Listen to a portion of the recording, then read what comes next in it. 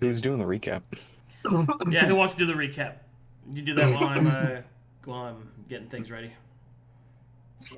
I guess I could. Yeah, we're on the way to the you want to tell me about cities and communications? We have yet to begin the communications with cities, so it's okay. Okay. So go ahead, give us the recap. You can do it. So as not to divulge too much, but we began the episode with Telry again having one of his little moments of after which we were able to ascertain that he was still himself, albeit possibly a little changed. Who knows? Which point we continued traveling down the road, in which we ran into a lot of patrols who asked a lot of questions. Like a lot of questions. Like, what are we doing here? Yeah, just really weird, So many questions. unexpected, and honestly, kind of nosy questions. Like, how are you, and what are you doing here? It's like, what are your intentions in passing through our land? You know? Just unreasonable shit. You know, just completely wrong. Go ahead. Sorry, I could riff off that forever, dude. Like, he is... Look, all right, we were peacefully traveling through the whole way through. I might add, you know, got some strange questions along the way, but we were eventually came across a dazzling golden toad. Dazzling. An absolute magnificent boy that was spotted. And after seeing such a prime specimen of amphibian kind, we were forced, I say, to follow it. And we had to. And we figured, 14,000 hops, as he said, can be that much. Now, nearly a month later, we have apparently arrived. My God.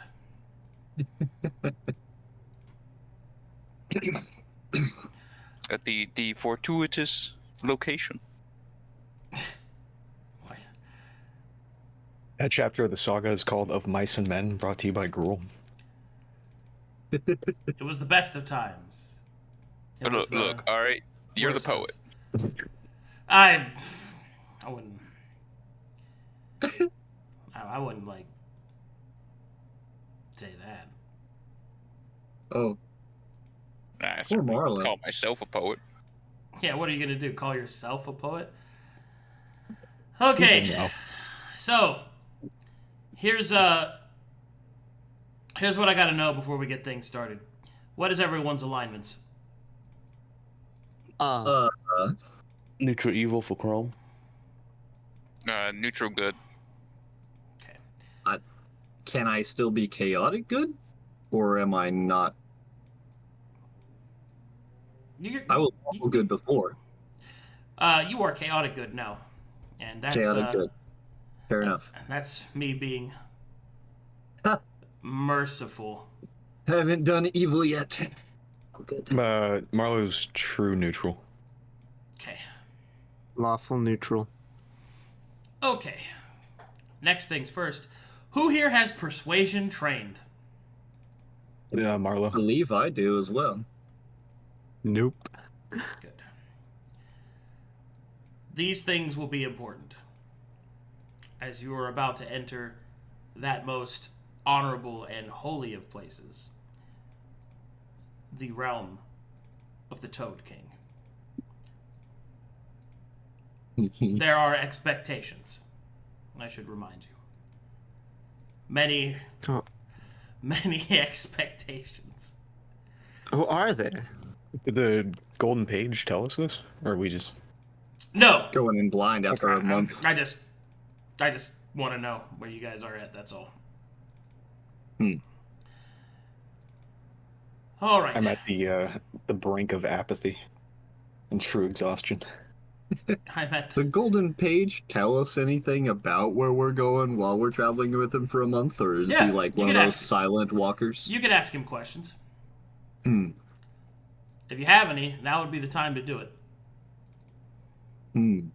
Why are you gold? Why are you gold? His answer is, the Toad King willed it. Did you become Kermit?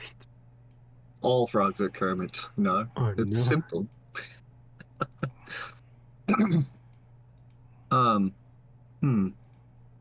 Any titles that we should know for the Toad King that would be respectful? His moistness, his grandness, O unwarted one. Good.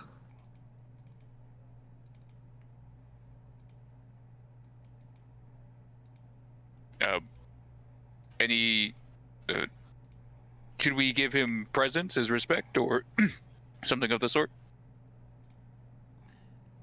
It would be best if you were not poor. Unfortunately. Define poor. Lacking in spirits? wealth.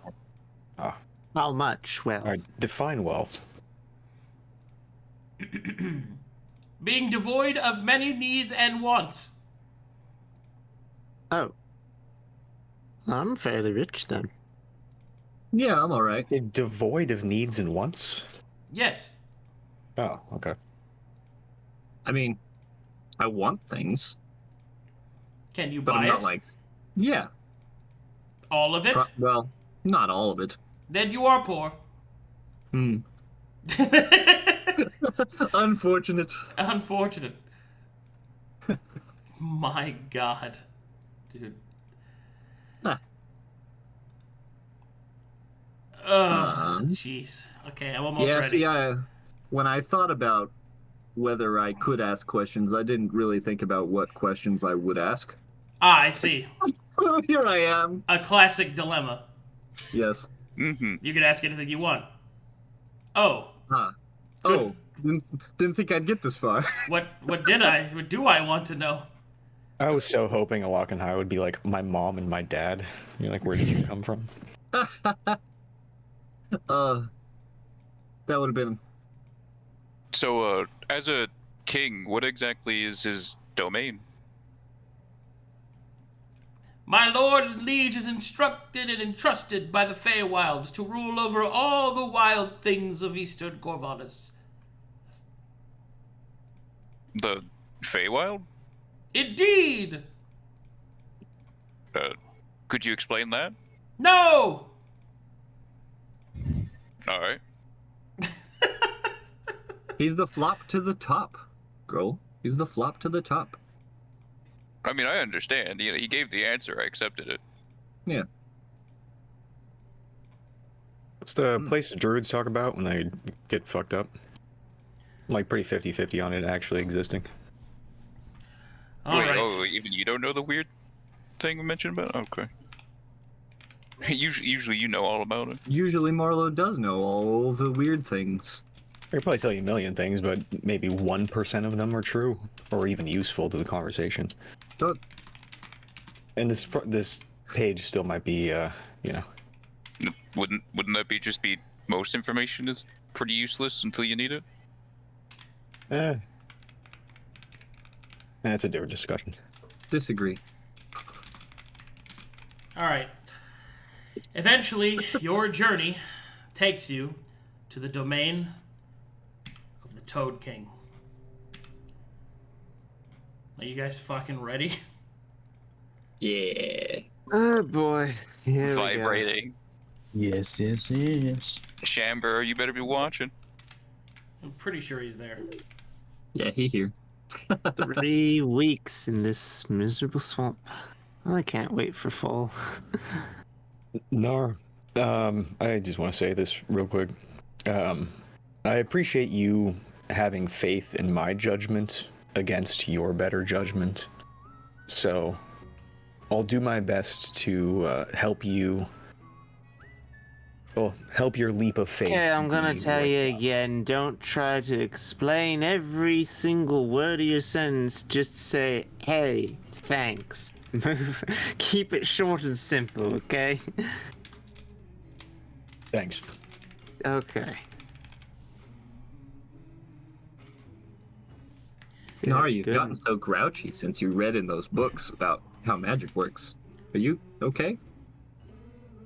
You guys me or no? No, Knarh. Yeah, you've been so grouchy lately. I'm tired of. I'm tired of a lot of things. Do you like I'd like- frogs? I don't know. Guess we're about to find out. All right. I know I'm not particularly fond of rats. So to be clear, you guys hop through the seemingly normal-looking pond of water, yes, and follow Yes, the golden page. We held our Yeah. breaths. Held our breaths. Well, as you hold your breaths, you realize such a thing is not required. Because you step out not into water, but onto a hidden piece of land, shrouded in all directions by a thin mist that moves like a dome up and over your heads. And inside this place, you can see nature and its extravagant beauty. Roll a nature check for me, if you have it trained. I do not. No, Is it anybody? No. I would have expected, if anyone, you. We Nope. have survived. You're the navigator, right? Where are we? Where? We're in the swamp. That checks out. Here we go again. In the swamp again. Yeah, none of us have nature, pretty sure. Yep. It's an intelligence check. That explains a lot.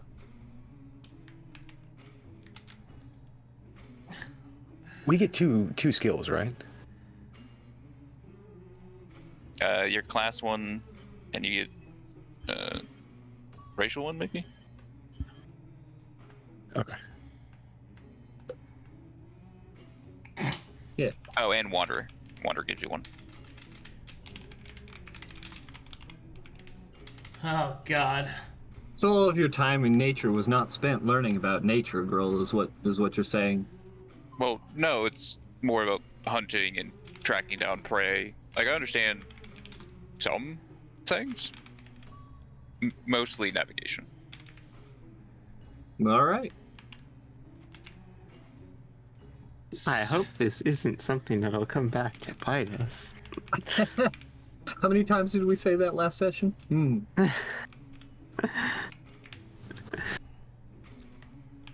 Sweet Jesus. All right, here we go. Transferring your maps.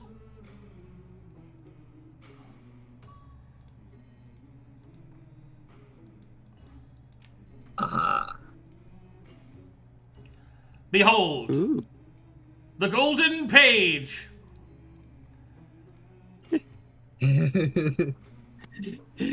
Yes.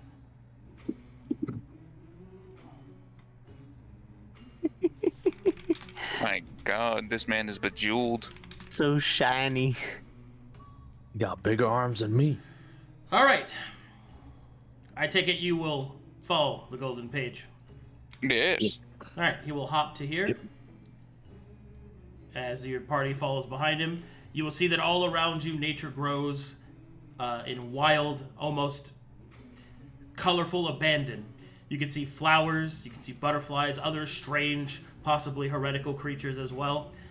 And eventually, you come to another point where your party is stopped as a new creature approaches the golden page.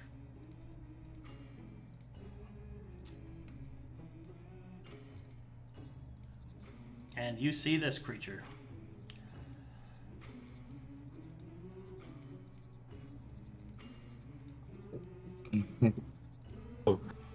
How tall is he? He's about 6 feet when fully extended. Oh, shit. Oh, Big frog. that's taller than me. He will not be standing up, though. He will be squatting down. And he will approach the golden page. Halt forth! Declare thy allegiance! The golden page reporting back in to his high holiness, his great wideness. Present arms! The golden page will stick his tongue out 10 feet in the air. And then you will see that there is writing on the tongue. And the constable is reading it. Good! You may pass! Hop. Hop. What do you guys do? The king is paused. Good evening. Greetings to you, hard skins! I am Constable Mucus, guardian of the perimeter, forsayer of protocols, and checker of tongues. I'm Marlowe. These are Telry, Gruul, Chrome, and Knarh. We are travelers in this land. We had hoped to, come in peace and have discussion with the moist grandness.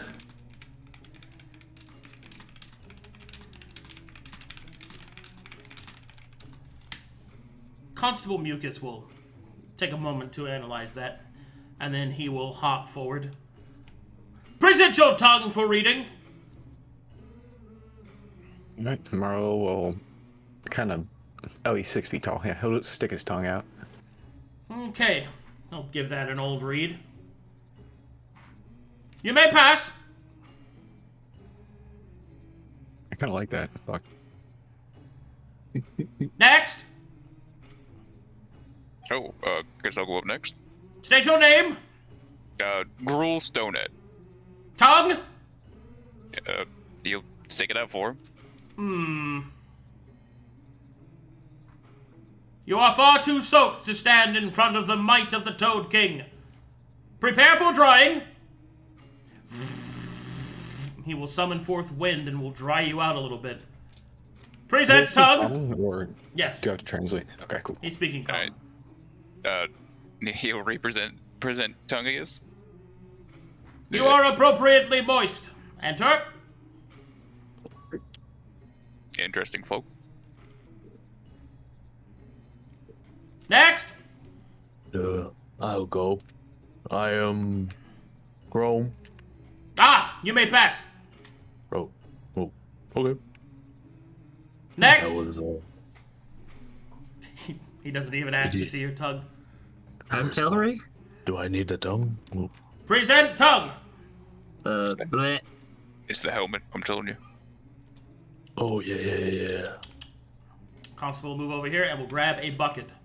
And then we'll just pour it on top of Telry. There we Hey. are! Dryness associated. Oh, You may now enter. Ah. Okay. Too dry. Man. Enter. hello.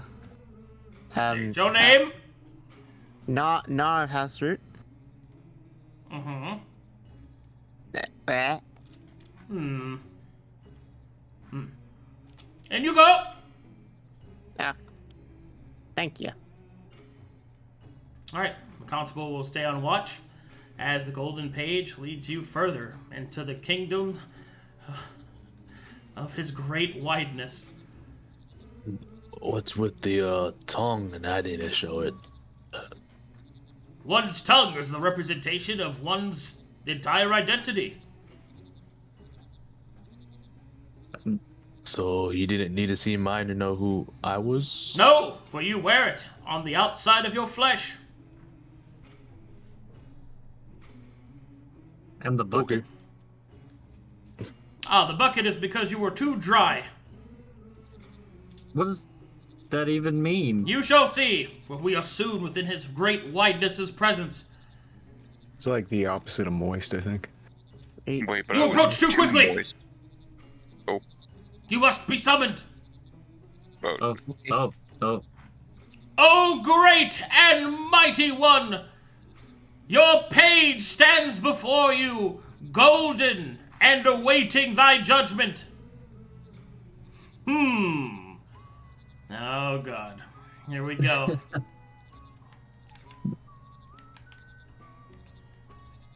Just gotta admit, this place is a lot prettier than the undead lands. Yeah, but there's... I have never seen so much wildlife. It's too colorful. It's a lot more bugs than I'm used to. And then suddenly, Fucking- there is a fanfare. Horns and trumpets play. Roots and water quivers.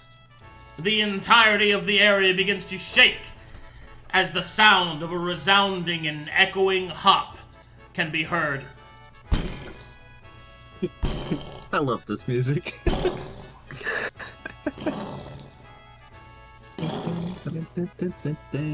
What doesn't mean I have my tongue from the outside. I'm still stuck on that. Is it because of your helmet? The horse head? Maybe it's because he doesn't wear clothes or like a shirt, and they just think that that is also his tongue. Maybe it's because my beard. Alright. I don't know. Could be a little bit of everything. There. And then finally, with an ending flourish, nature itself seems to open as a large, rotund, and regally dressed toad appears before you.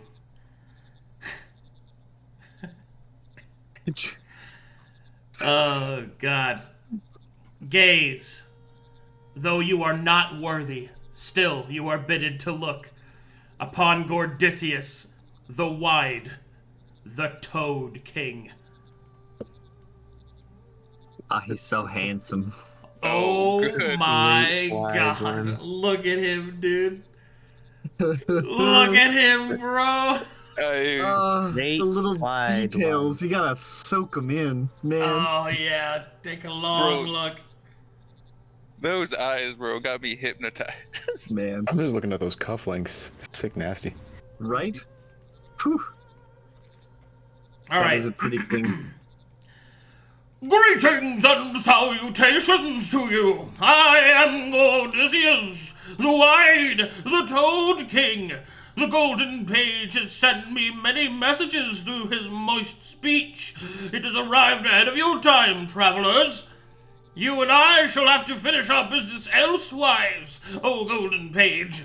For something tells me that these hard skins bear with them most impetuous news, and indeed the throngs of destiny require our acceptance and acceptance of dialogue before the hand. Yes, my most wide one. Come forward, hard skins. Now is not the time for shyness.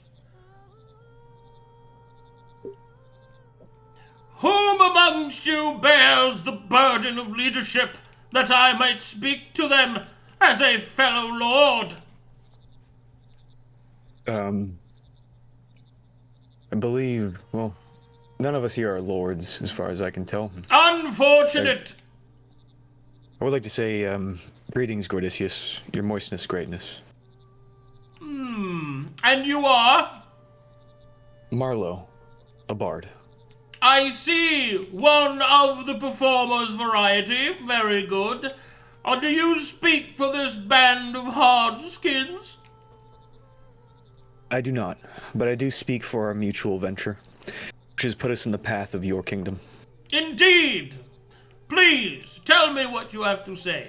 Although I have already read the insipid, sweetly wet, ringed rangs of destiny itself, it is good to be accurate.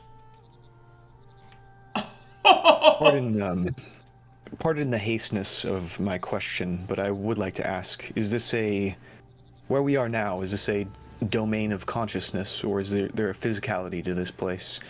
I would like to know if we are currently dreaming and drowning at the same time. Oh, quite a presumptuous part for the dramatic. No, my dear lad, you are within the waking realm, my realm, where all is wide and all is filtered.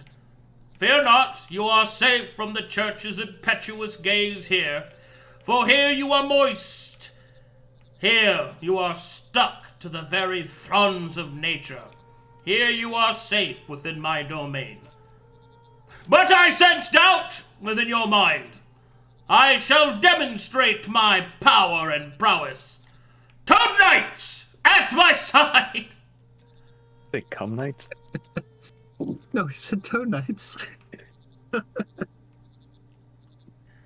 No, we know where Marlowe's head is at all times. Alright, you guys ready for the fucking Toad Knights, dude? He's a squishy. Yes. Okay. Let's show them. Show me the glory. I am prepared. I'm just letting you guys know I'm having an unexceptional amount of fun role-playing these characters. Good. Alright, and these 2 Toad Knights will appear. Behold, my most venerable warriors in service to the Moisty Court. Behold, Toad Knight Slap Hands, show them your might. And he will do a backflip. And you see, Toad Knight Slap Hands. Oh, yeah. What? Backflip.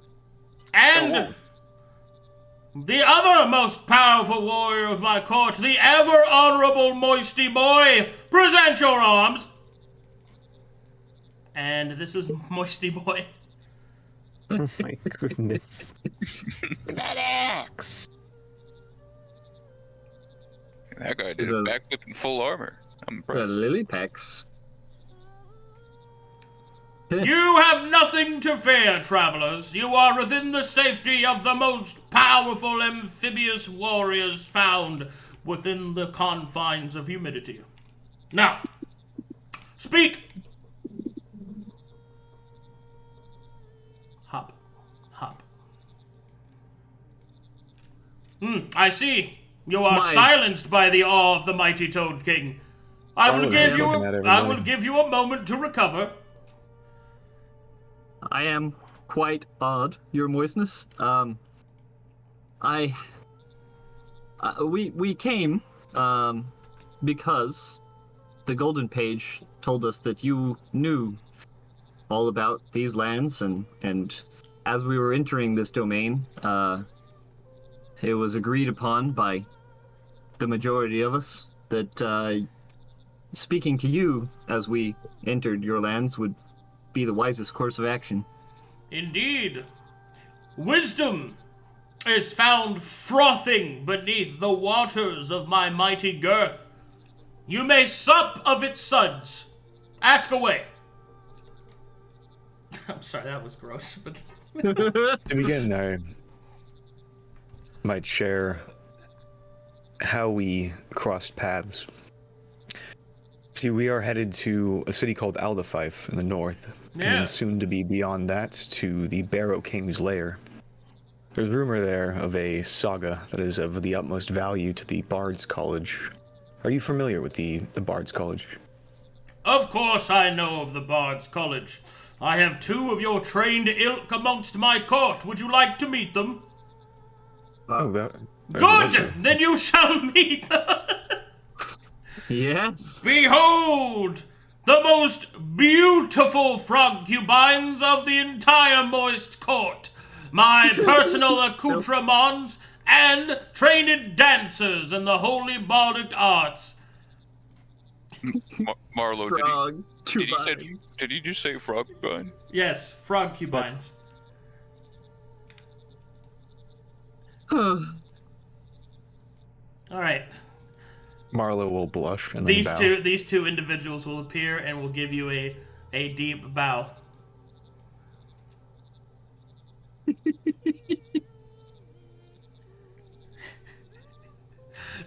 This is gonna be a problem. I'm breaking. I am quite aware of the bardic arts and what the sagas entail. I find it most interesting that you would take on such a dangerous task, however. The Barrow King is quite the unseemly character. Our task is one of protecting knowledge. It is a historical endeavor. An endeavor for history, I guess, I suppose. We know very little about the Barrow King, and was hoping to, perhaps, plea for some of your guidance and wisdom. Well, he will adjust his great girth. There is a bit of a problem, you see. The Barrow King is quite the angry character. And although he means no direct hostilities towards nature or the ambient vastness of my court, he is quite cantankerous towards the living. I think that you will find that even the bardic representation that you bear may not be respected at his court because you are alive. But fear not, all is not thin. There is yet a thick and juicy solution we may yet have. If you would like, I could send word on your behest, bearing the mark of the most moist himself, me, the Toad King. With this pedigree at your beck and call, I think you will find court with the Barrow King to be more amenable and, dare I say, scrumptious. It is very hard to talk like this, I'm sorry. Marlowe, Yeah. the Toad King's been here for a long time. Do you think he has perhaps the saga that we're looking for? We wouldn't even have to go all the way to the Barrow King. Well, the issue is we don't know what saga we're looking for. I think I know some frog who might know the answer to your question. You do? Lestrange! You are required.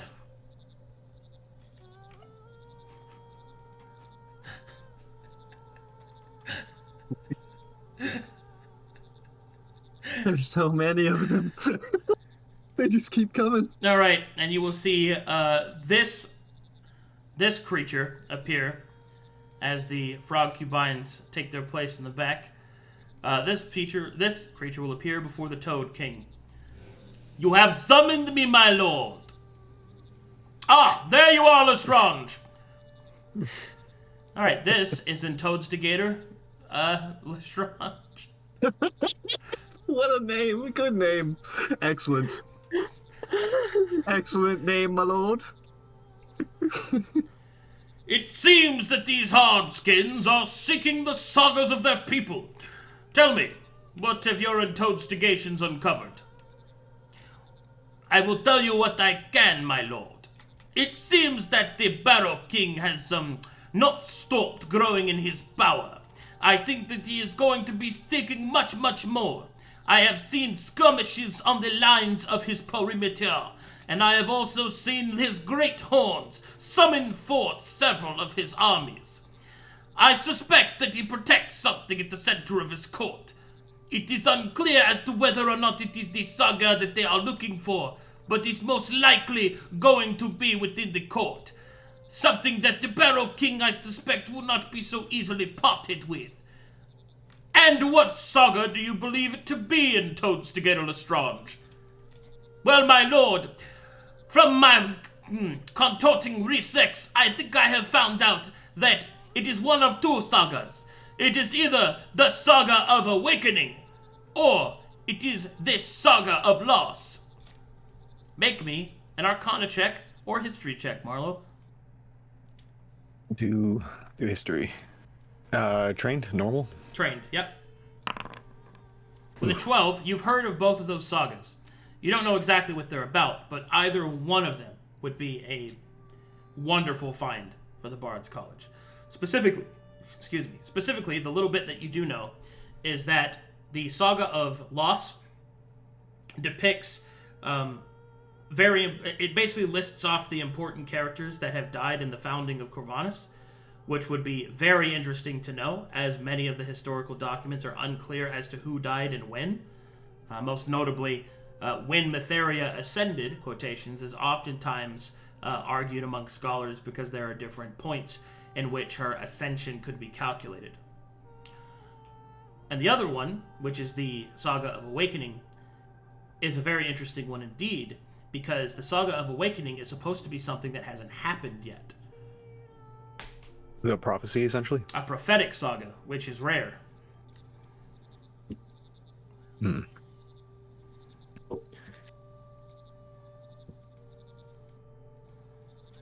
Is there anything else you require, my wideness? That will be all for now, Lestrange. You may return to the Frogcubines. Very good. On emal sharika bakin yukese. Ugh.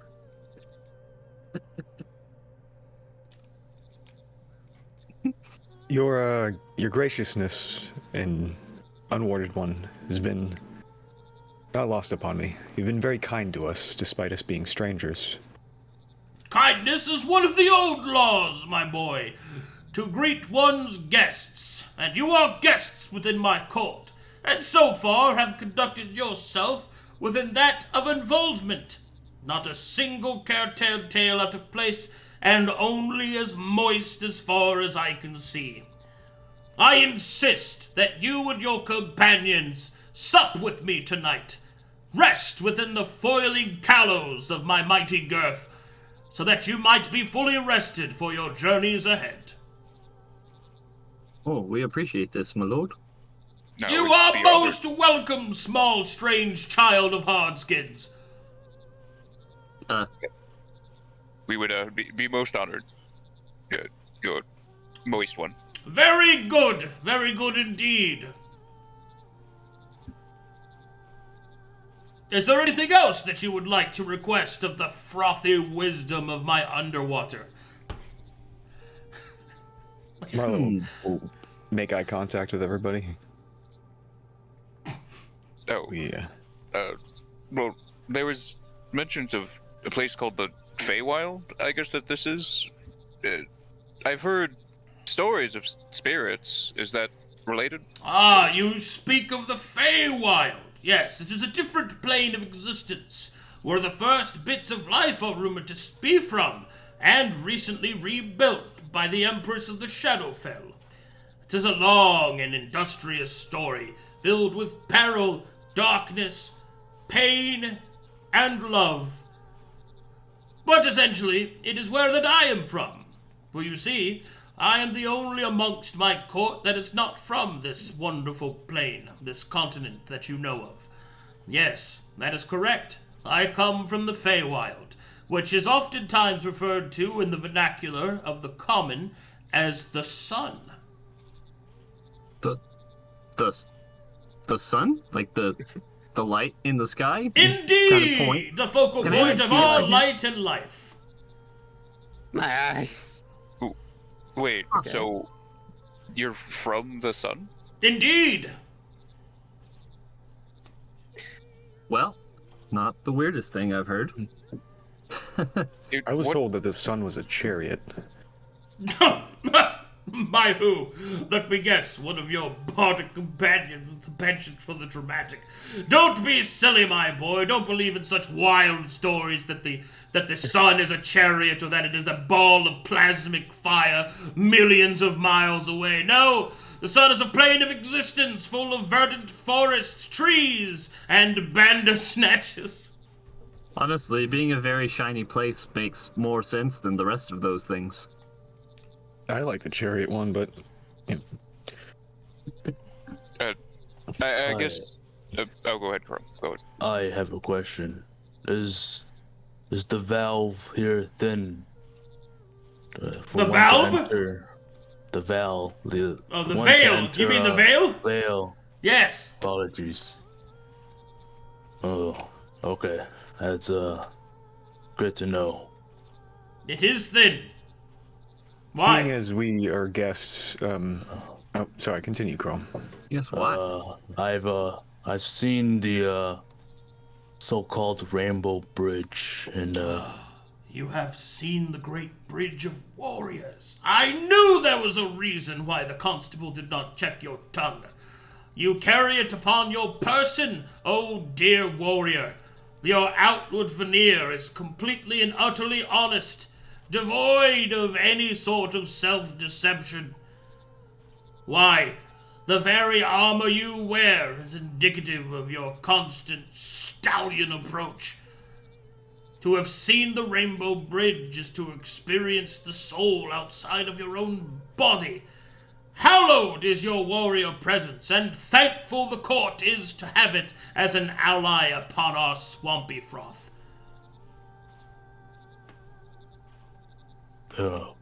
Perhaps I can attain more knowledge about it. I've done some research, but more knowledge, you say? Well, I could think of no one better than our Diplofrog. He has oftentimes visited Valhalla. He will then open his mouth and call forth, Rapscallion, I require your assistance. It's another one. Dumping the bucket out on us. We asked the questions. He's got the people with answers. He does. This is my Diplofrog, Rapscallion. Oh, greetings and salutations to you. Good to see you, good to see you. What question might you have that I might answer? Oh, hoity-toity-toity. Is it bad for me to enter willy-nilly, just to see what's at the other side? To enter Valhalla and cross the Great Rainbow Bridge is not quite something very easy to do, my friend. Normally one must die a heroic death in battle in order to even be allowed within. However, as the old saying says, there's more than one way to Kog'Maw Hole. To what? Indeed. Perhaps you and I can put our heads together and come up with a good old moisty path. I will assist in any way I can. That's a place I would like to see one before I have to go there. Indeed. There are many that have tried to find the Rainbow Bridge before their time. I cannot tell you that I can see that you crossed the barrier before your time is due, but perhaps we can find a way that you might gaze upon it again. With his holy wideness' permission, of course. You have my permission. Give the stallion what he wishes for. Indeed, my lord. Whenever you are ready, Sir Chrome, I shall give to you what knowledge I can. Thank you. That's all I have for now. And so it shall be, that a great rest shall descend upon you and your companions, Marlowe the Bard. And this courtly meeting of the wide court of the Toad King Odysseus, known as myself, has now come to an end. One last thing. Yes? Seeing that we are guests in your kingdom, we are unaware of your customs and your culture, the faux pas, so to speak. Is there anything that we should avoid doing here out of respect for this ancient place? Seek only the path of the moist, and beware the snake. Yes, those false skins. Be wary of them. They are not to be trusted. Huh. That is all. Everyone, the court is now concluded. Food mancers, summon forth the feasts. Let every thin body know what it is like to be filled, engorged and wide. So saith the Toad King, and he will expand his gourd and unleash a mighty storm of mana, summoning forth a feasting hall for everyone. Excellent. I wonder what they eat. Well, Food is the first thing, but the feasting hall has lots of excellent dishes. Bug paste and mast, centipede steaks, and then regular food. Well, you know, All right, do you always gotta try the new thing. do you guys sup with Yeah. Odysseus the Wide, the Toad King? I would never deny such a Out thing. of Absolutely. respect. out of respect, yes. Of course. Okay, well, at this point, the court is over, and you can approach any of these characters that you'd like to learn more about them. My goodness. As they kind of Food. spread out and enjoy some food.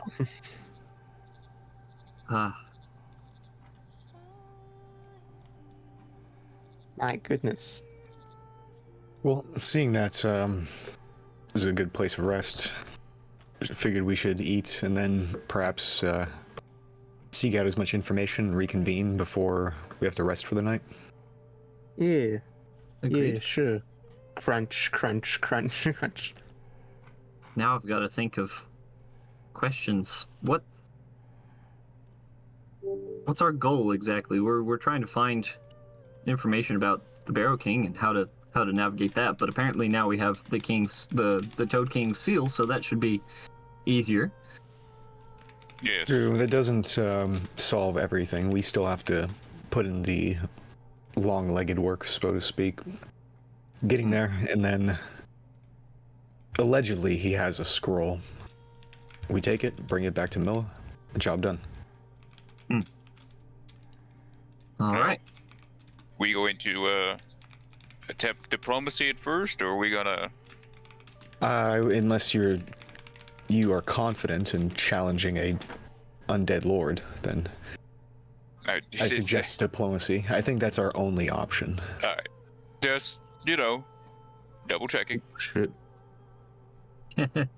Raging over here. How Misclicked. I guess a small question he'll have. The Great Moist One, Toad King. If I ask. Please, you may call me Odysseus the Wide, the Toad King.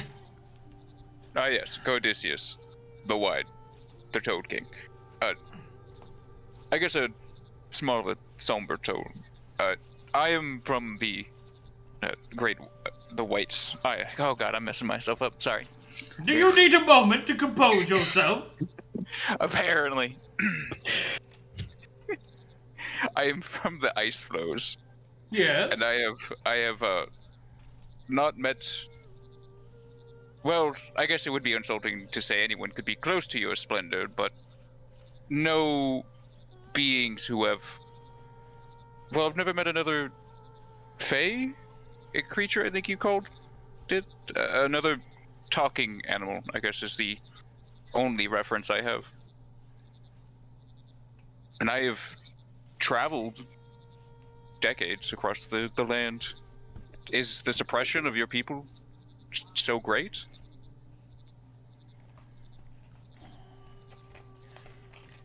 The Toad King will seem more serious as he gets out his keys. Sorry. He will seem more serious, and he will say, "It is not so much that we have become oppressed. It is that the people of this fine continent have themselves been oppressed. For we are beings of whimsy and wiles, summoned by the presence of such thoughts, of such mental states of the people that live within this continent. If we are few in number, it is not because we have been hunted down. It is because there are few joys that are yet still allowed within the continent."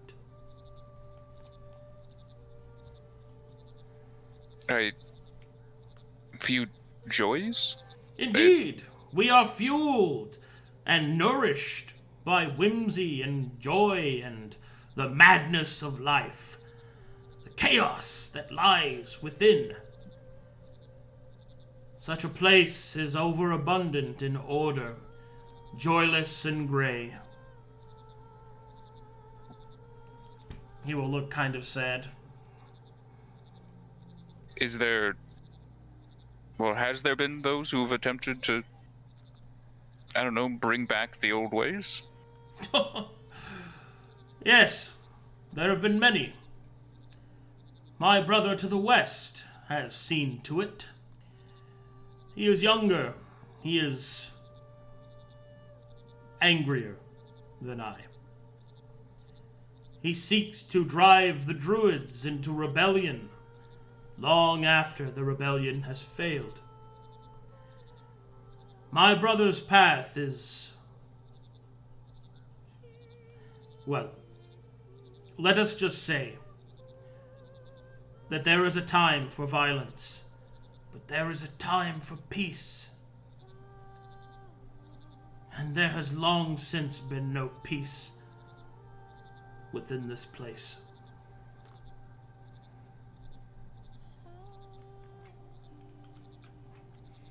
I would assume then that you have your own ways, your lordship? Of course. Through diplomacy, wheeling and dealing, the people of Alder Fife have made what living they can. They have put aside old hatreds with the church, though it may yet still linger. They are no longer in open warfare. Slowly the fallow lands regain their posture. Peace, whimsy, music. Listen with me. Do you hear it?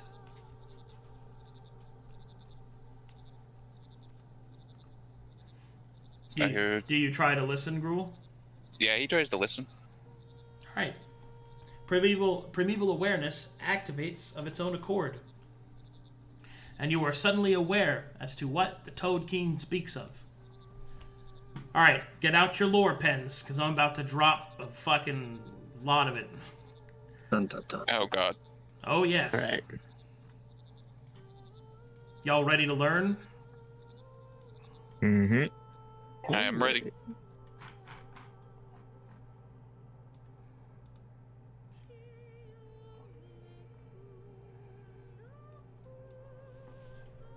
Alright. As you begin to commune with the Toad King, and you start to expand outwards, you start to feel the pulse of nature. You begin to feel the pulse of the ley lines. And you begin to see the problem, at least from the natural perspective. So, as you look upon Corvanus, you will notice that the east and the west are the brightest when it comes to the ley lines. They are the most verdant. They are the most, what would you say? Enriched with leylenic energy. They are the great oceans of mana that the rivers of the other ley lines that go through the rest of the continent kind of focus from. And you see that there is a leylenic point that once met in the middle, but now is a wide berth and is devoid and completely blackened from the sight of the Toad King, and that is the Demon Wastes. So, can you see my pointer? See my arrow? My little finger? Okay. Yeah. So this is where the ley lines are brightest, here and here. You can see that the ley lines spread all the way throughout the continent like this, kind of like in a big spiraling sort of spider web. The center, it seems that from what you can see that there was once a focal point of mana here, but now it is black and kind of unseen by the Toad King. And what is perhaps more disturbing is this up here. This has mana blaring out, but if this was black, then this is nothing at all. It's difficult for the Toad King to look upon it. Whatever this is, by the Toad King's perspective, is more of a threat than this. And you're able to see the ley lines as they flow freely. And the Toad King will explain. There are great epitoms entrusted by the primordial lords when the continent was first forged and the world seed planted. These epitoms have long since held watch over the natural order, holding to themselves a domain until religion came and the druidic way was forgotten, as it often is. My brother and I are of this original order of epitoms. I was to guard the east, and he the west.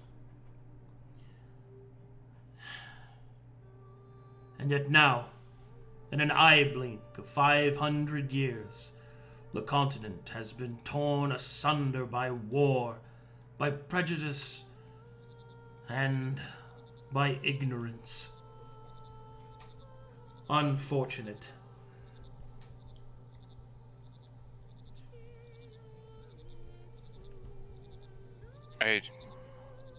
That all seemed difficult, but how would we, any of us really, bring peace with the church? They seem antithetical to all of this.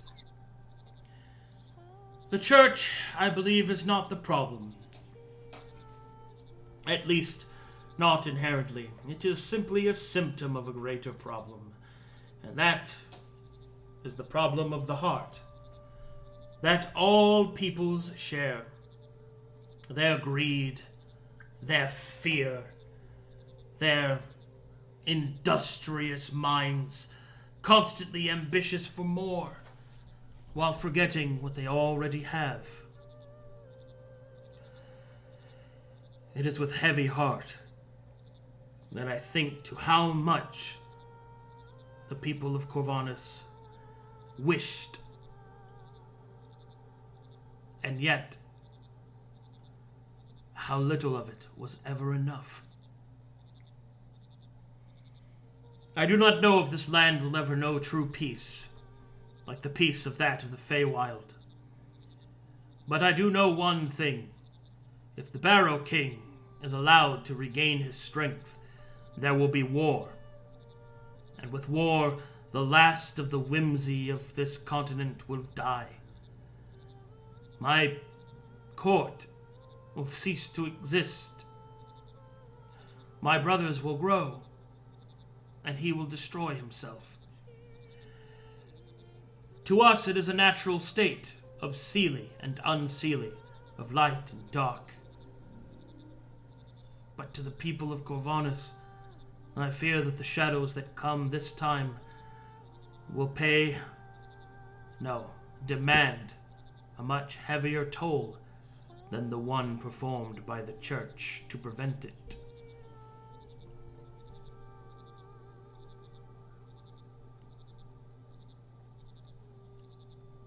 Is he speaking to all of us? Yeah. Well, he speaks loudly. The ley line imagery was all in Gruul's head? Yeah. Okay, Yeah. cool. It all seems, well, like it could be leading to some big end. I don't know. Is there some way to understand what's happening? The bright light, I understood what the darkness was. Demon waste is recognizable. You're stating that you... There are other sources of mana, young Gruul.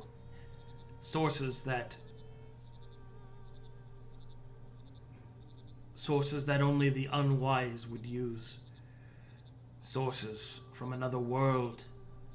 A foreign and dangerous source of magic. I do hope my brother has not lost his senses enough to try and use it. For in his victory over the church, he will see only the folly of his action.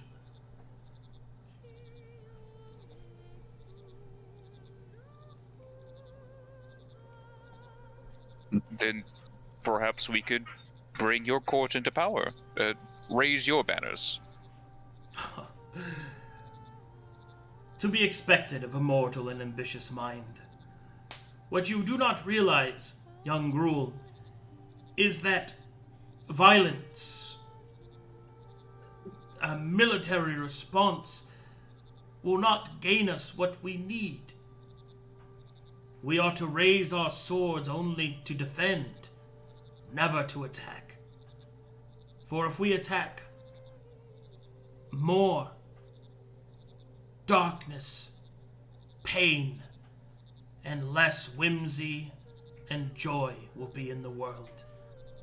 We would cut ourselves with the very blade we would intend to use against our enemies. I have not been taught much more than to hunt, to know the cycle. I can see it within your heart, the semblance of balance. The lessons of the green still reside within you in the laws of nature. But such is the way of mortal kind. I don't think I've ever really known whimsy. That is I've truly spent most of tragic. my life just surviving. He will nod sagely, as if you've made his point for him.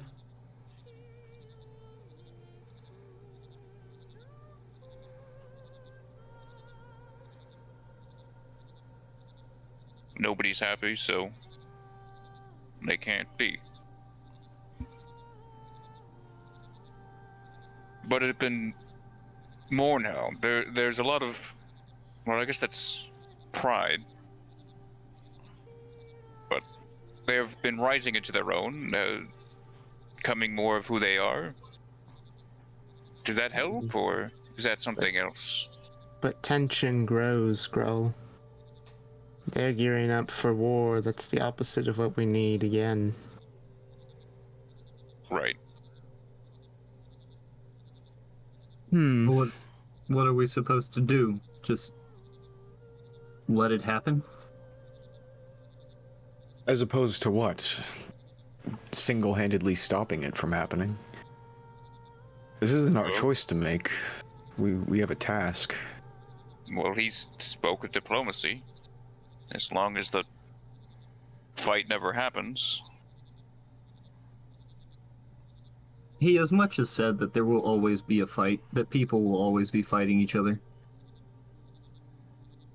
Well, as he spoke, there's a balance. There's always killing and fighting. It's just, you gotta balance it. And there's no balance. If I'm understanding.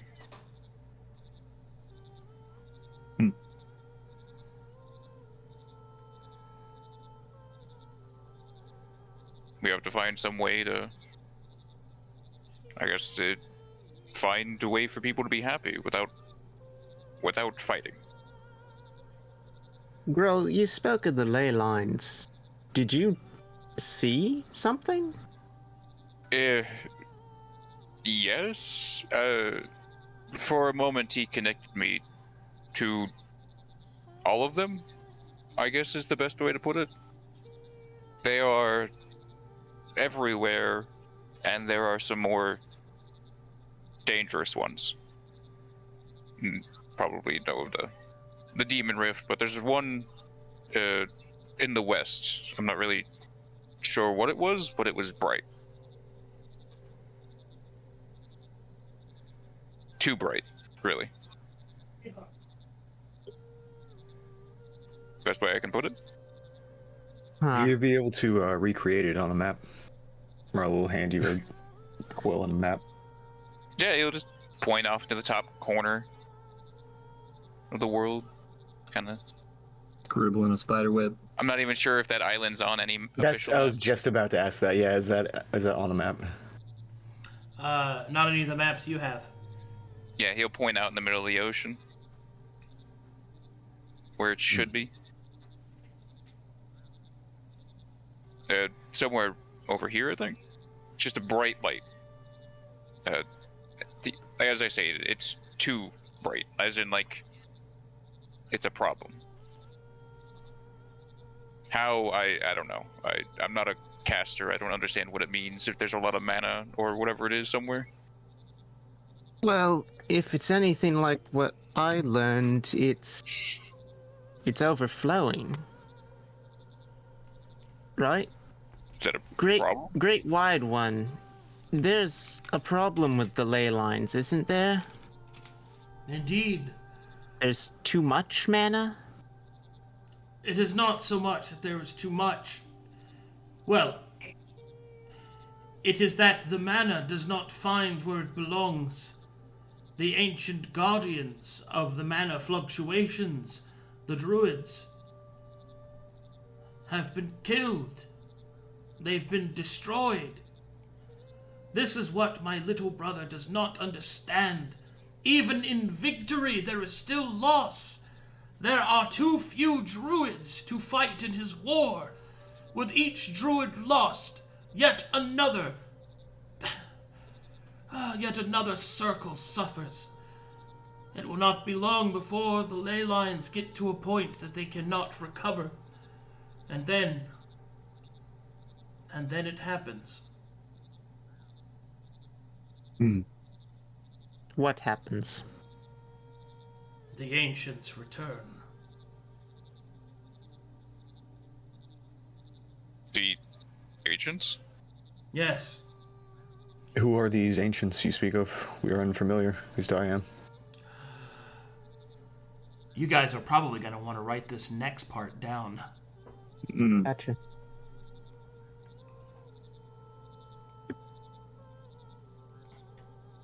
Ready. Long ago, when there was naught but water, wrapped with an astral sea, when the plains were young, the world seed was planted within Vel, the planet which you stand upon. It split itself into 7 continents. Each one was given epitom to guard the natural worlds, but each one built upon the back of an ancient. Each of the continents have their own form of these ancients. In Calcatesh, the ancient that guards that place is the father of Lenorms, Krovix, for example. Kovanus has its own ancient, or should I say, a council of them. For you see, these ancient spirits take different forms depending upon the continent in which they are derived. And so, if mana is allowed to go unchecked without the druids to place the circles correct and to control the fluctuations and relieve the pressure, it will burst. And should the mana burst, the continent will become unstable. And once the land becomes unstable, it must be put to order. Nature's final failsafe. An ancient. In this case, there are 4 ancients that lie sleeping beneath Corvanus, each one in a different dream.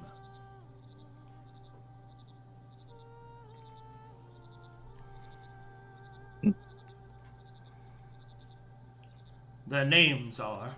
Get ready! Mm-hmm. You ready? Okay. Yep. It's a funny name. You're ready. Type. Good. First up is Anthakire, the Lava Heart. A beast that sleeps beneath molten earth within the very fires beneath. Its slumbering, twisting dreams making industry possible. As detestable as I find such a thing, it is also, by the same concord, the ambitions and drive of the people. Yes. Fire and earth. The next is Halen, the one above. Mistress of cloud and wind, hidden as a thin veil that contorts the sky.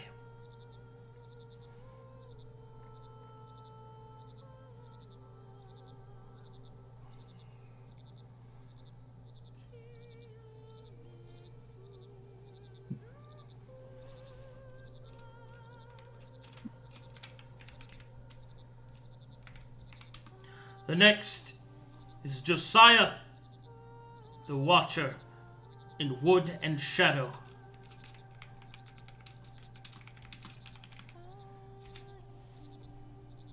Hidden beneath the green things and the shadows of the setting sun. He watches in death. He watches in life.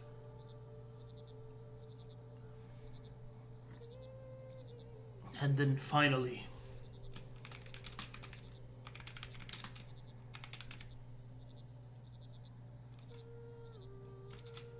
the Laughing Red. The being that cocktails blood and slaughter. Violence itself. The Ontvanti, the first peoples of Corvanus, had names within their own language for each of these individuals. Jos, Selene, the Black Beast. But the smiling face of the Laughing Red remains the same.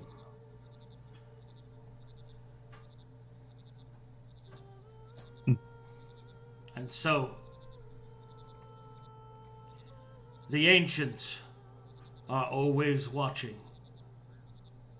Should mana become unseemly, broken, untended, they shall awaken to reset the world.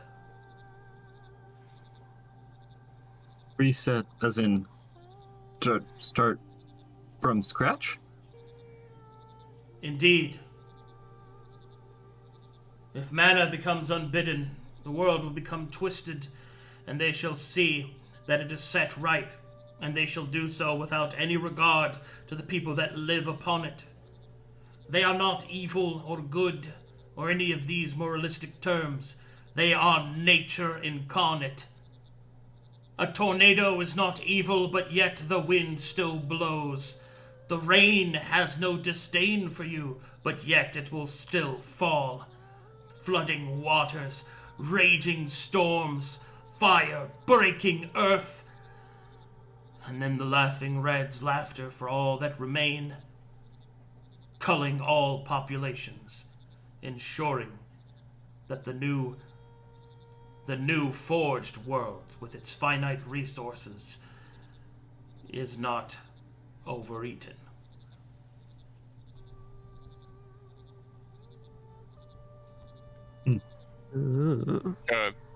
One of these worry me a little bit.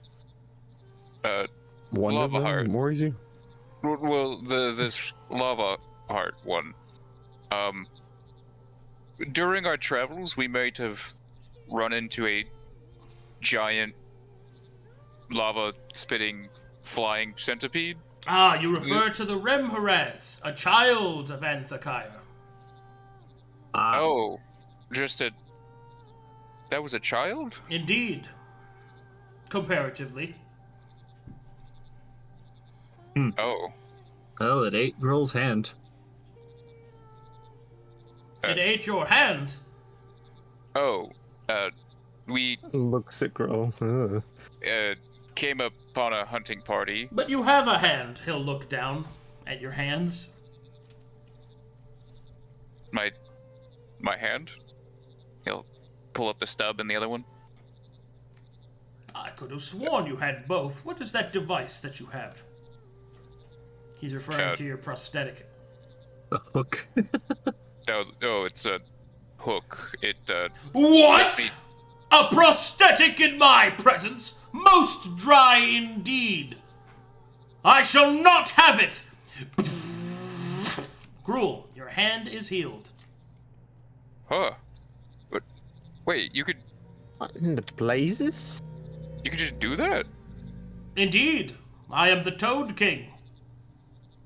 My powers are wide and my water is frothy. Why does everyone keep saying magic is dangerous? It is. Magic is dangerous as fire is dangerous. Of course it is. But with a practiced master's hand, it can light homes, warm hearths, guide the lost, and cook your delicious food, halfling. I don't disagree. Now I'm wondering if I could learn how to do that. Your great moist wideness,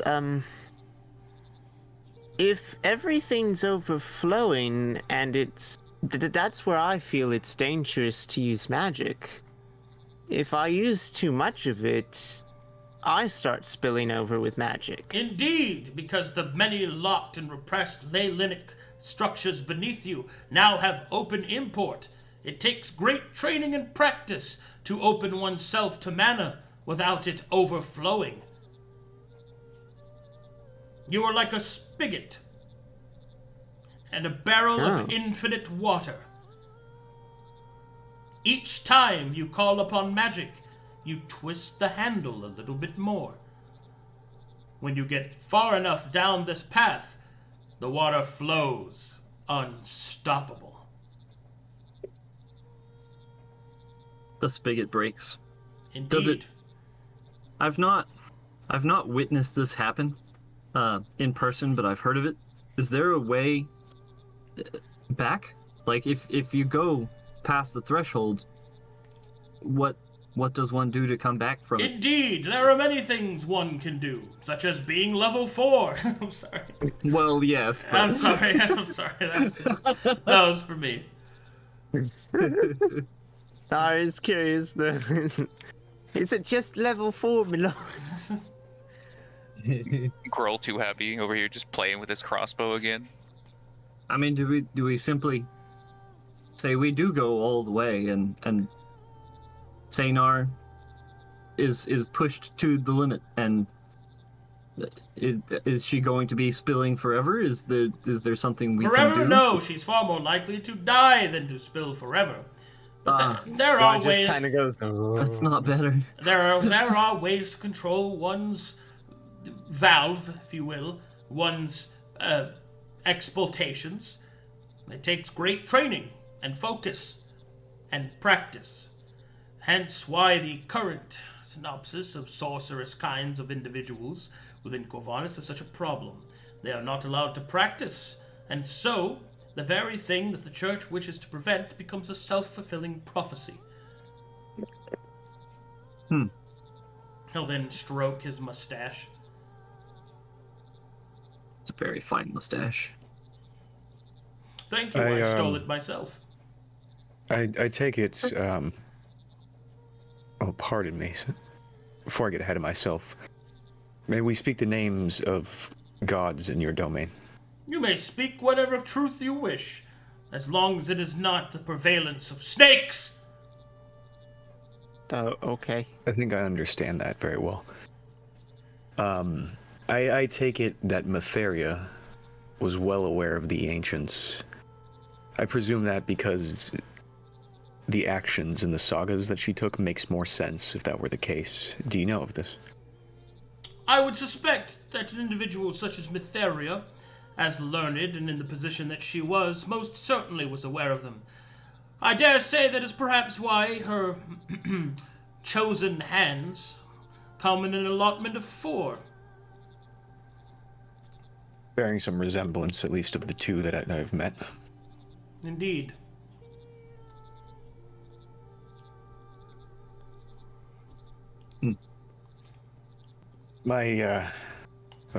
my curiosity is piqued, and I could travel down these avenues of questions for quite a while, but I'm afraid I am tasked with a very single-minded direction, that is heading towards the Barrow King. So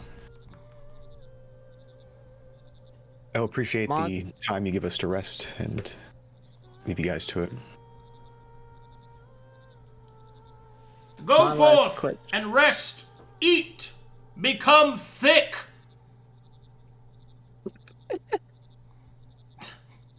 Gruul just walk up, lean forward, and like half bend himself in half, bowing. Thank you for my handbag. It means a lot. You are welcome.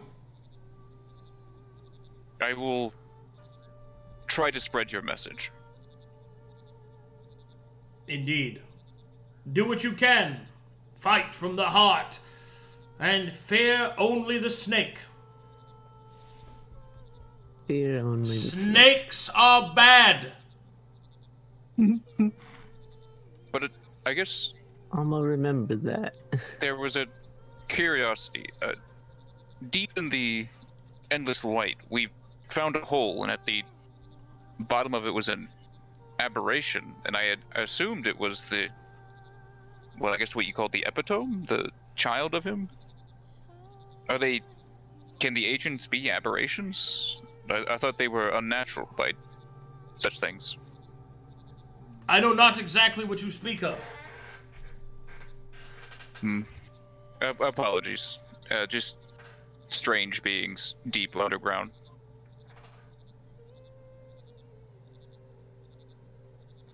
But I wish you luck in those endeavors. Thank you. Frogcubines! I require feeding! Where's that one got hips? Oh yes, it is good to be king.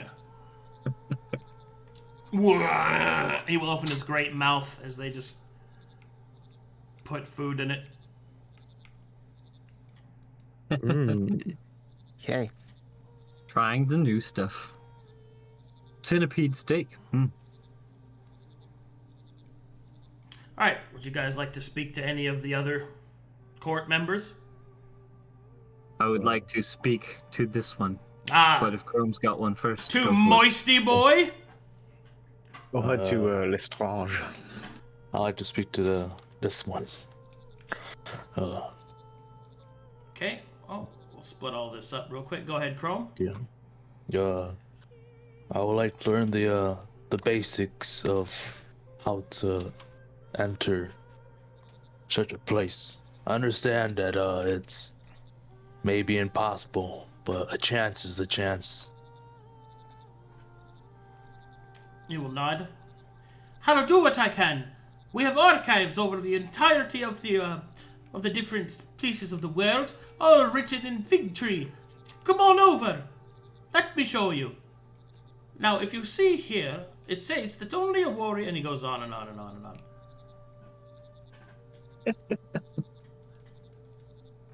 Telry? I'm enjoying fine foods with Moisty Boy. And, he's also enjoying fine foods. So, I assume you would go by Sir Moisty Boy, as you are a knight, yes? Oh, not necessarily! I'm not really a knight, at least not in the terms of you humans. You can call me Moisty Boy. Sounds good, Moisty Boy. Well, I had a question. You are, clearly, armed and armored, and your king believes in a sort of balance, between violence and non-violence. How do you do that? Well, I'll kill it. You kill it? Yeah, with my lily packs. You kill what? It. It? Yes. It whatever? Indeed. If I enter a diplomatic standoff, boom! I win the argument. Someone comes at me with a knife, boom! I win the argument. some snake hisses in my vicinity, boom! I win the argument. It's really that simple, mate. That does sound simple. You see a problem, you deal with the problem. Yeah. Continues to munch and eat. I like this guy. He'll also eat. You know, for a human child, you sure eat a lot. I'm not a child. I'm a halfling. What's that? Common mistake. I am my own people. We're all much smaller. People tend to mistake us for humans, but smaller, like child ones. But I'm not. I'm 20. I'm a full-grown man. Chomp chomp. All right. It's real easy to tell what all children are. They don't got legs. Huh. Meanwhile, over to Gruul. So, what exactly are you Present looking tongue. for? Oh, bleh. Good. What do you want? Oh, was actually wondering, what exactly is it you're looking for? What Combat roll. What kind of duck? Hey. Hey. Yes, what is it, slap hands? You want to play some more cards, bro?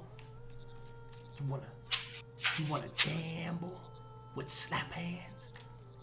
Not right now, I'm on duty. But later. Aight, cool. Hey, what's up? Combat roll! Well, I mean, hey, you want to play some dice? We brought some of our own. Oh, shit, yeah, come on. Or something to do. Alright, you want to go play some street dice with slap hands the Toad Knight? Hell yeah. Give me some. That are figuring out how to read tongues. That sounds a lot better. Alright, Marlowe, as you approach Lestrange, she'll look up. Ah! I was wondering when you would approach me. It was good to meet you, bud. He will hold out his hand. In touch the gator Lestrange at your service. Oh, shall I say? I have I appreciate your assistance, and I have a few questions about the Barrow King, seeing as that's our destination. Indeed. Sorry, that's the wrong accent. Whatever you require. So you're familiar with the potential sagas that he might have. Do you know how attached he is to those, or what they mean to him? I can only say that he is a man of history, quite literally in this case. I would presume that he would not part with any piece of his history so easily. But you are also a bard, and the Bard's College was around even in the ancient times, of when the Barrow King was still a living man. So perhaps he will respect the diplomatic tie that you have. Or perhaps he will kill you, and raise you like a slave, eh? Oh, that would be tragic. There is that chance that I've considered. Have you dealt with him personally before, or his men? Oh no, I have not. I have succumbed myself to the shadows and watched from the distance. Would this be the kind of place where we could simply walk in? I do not know. His guards did not seem very forgiving to the caravan that asked for directions. They were slaughtered and raised as slaves. So, probably not. Well, maybe. You have the Bard's insignia. I would suggest that you scout it out first, perhaps. Do you also know how we would be able to differentiate between the Barrow King's servants and other undead, if there are other undead in this area? Yeah, that one's easy. So the Barrow King's servants are called the Rizan. They are they don't look dead, right? Like they have good skin and look very handsome like yourself. But if they are the others, then they would look gross as hell.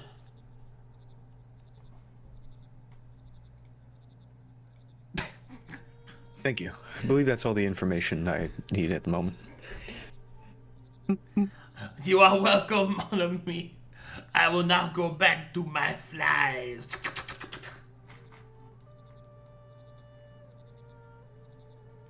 Oh, I actually have one more question. Ask and it shall be answered, my lord.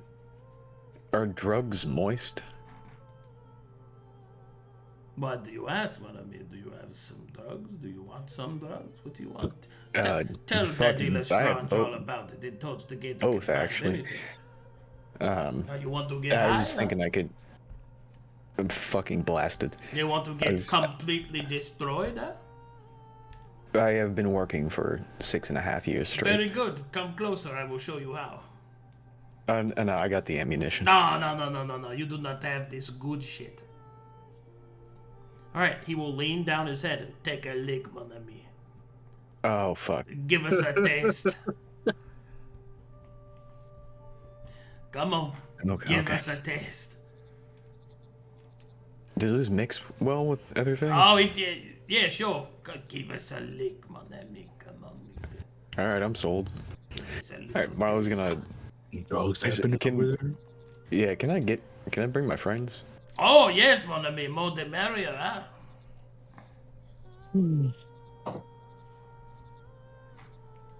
One sec. Oh, yeah. What's the half-life Now on we're in this? the middle of a hand. Go on, roll the dice. What's the Roll, half-life roll, on this? roll. I'd like to at least be able to have a discussion with The my... half-life. Oh, you mean how long? My party As long members. as I'm alive, mon ami. I'm not going to die anytime soon. Despite on the- what the doctor told me. on the forehead sweat. What's I don't want to be fucked up for like It's 3 not days. sweat, mon ami. It's mucus. Oh, I am a frog. okay. Can I take you up on that a bit later? Sure, mon ami. I will be here eating my flies. Do you take gold or? Oh no, the first one's always free, mon ami. You know this. Oh shit! Thank you, man. This guy likes me.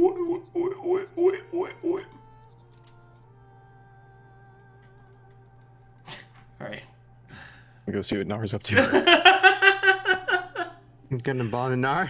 Gonna get your head above water there, then? I'm like, why is everyone Get so you out of the nice? mucus. Why is everyone so quiet? The free drugs? What the fuck? Mouthful. Chomp.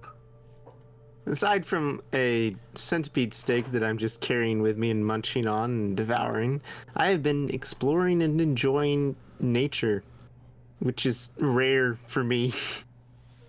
He'll kind of see you having a moment to yourself and just kind of walk away.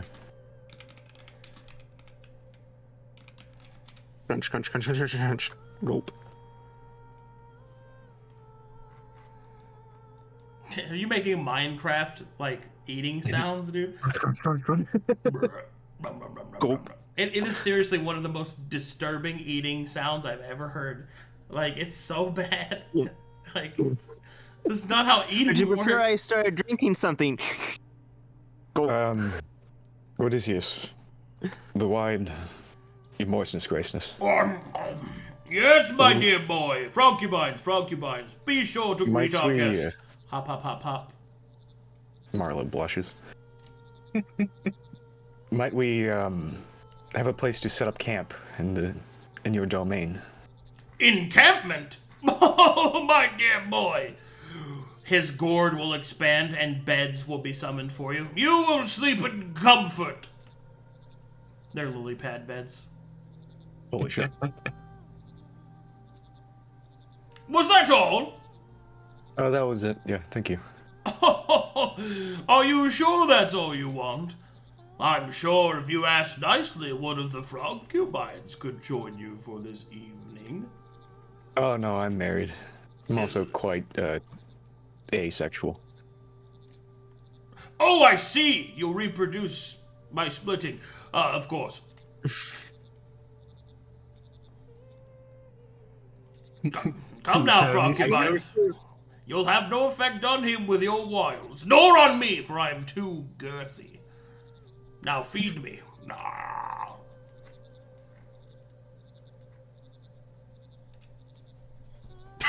What a stupid fucking thing to say. Oh, God. We live. We move on.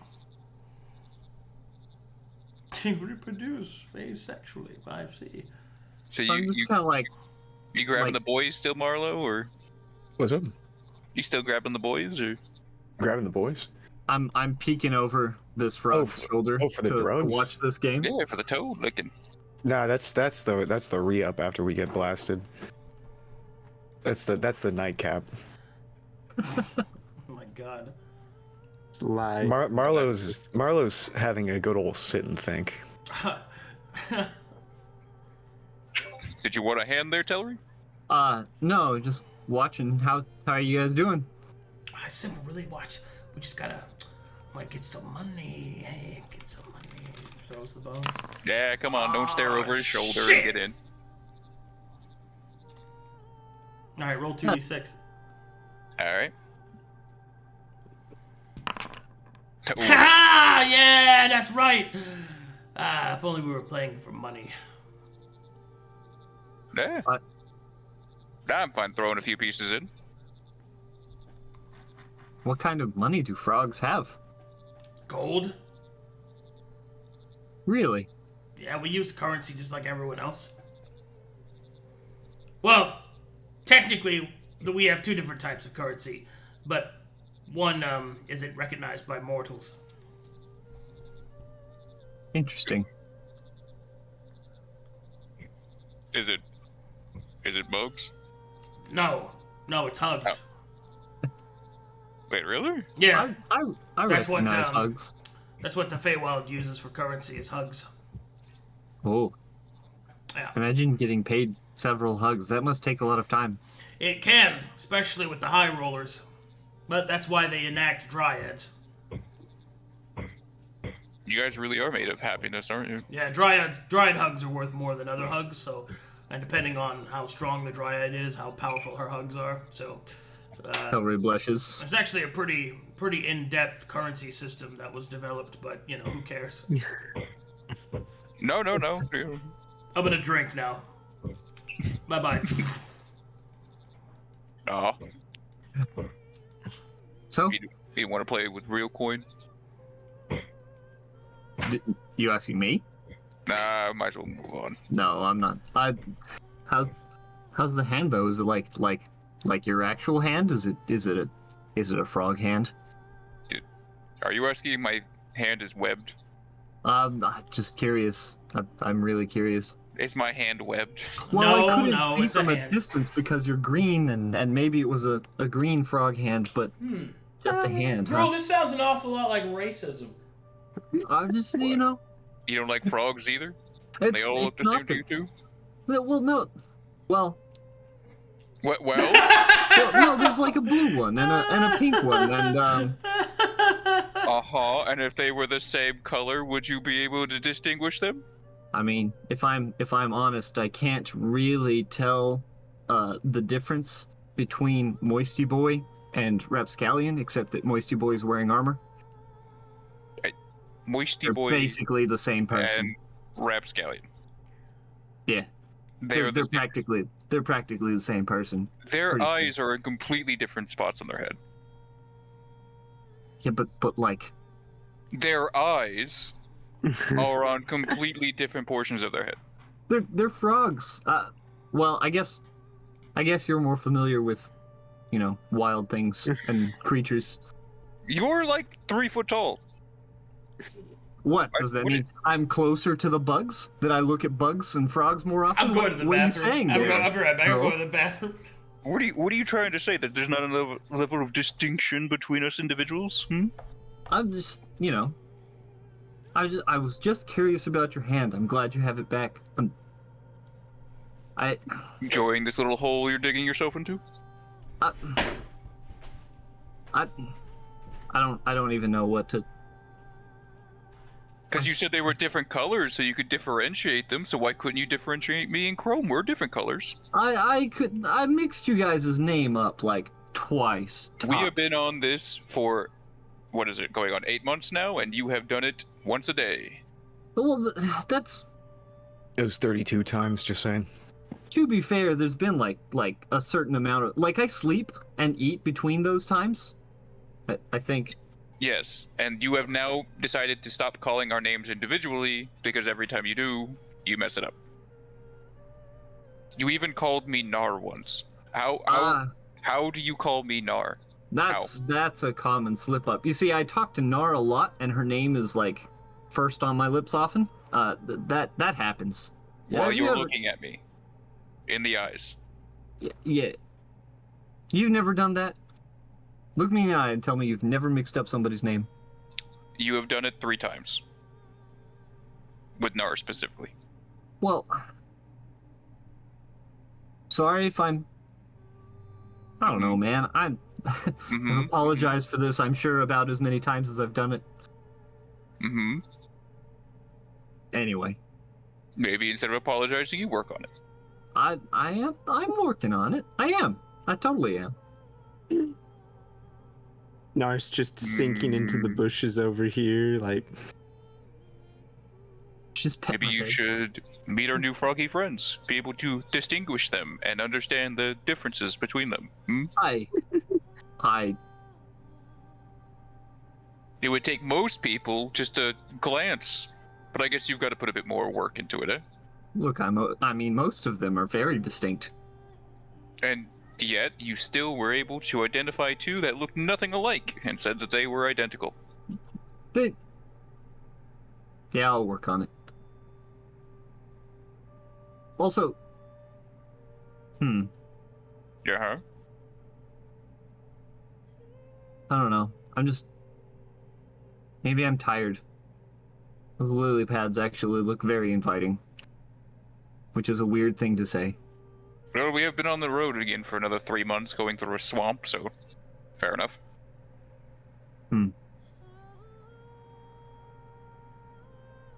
Well, Marlowe looks like he wants to go do something fun, so I'm going to go talk to him. Oh no, I'm walking the opposite direction then.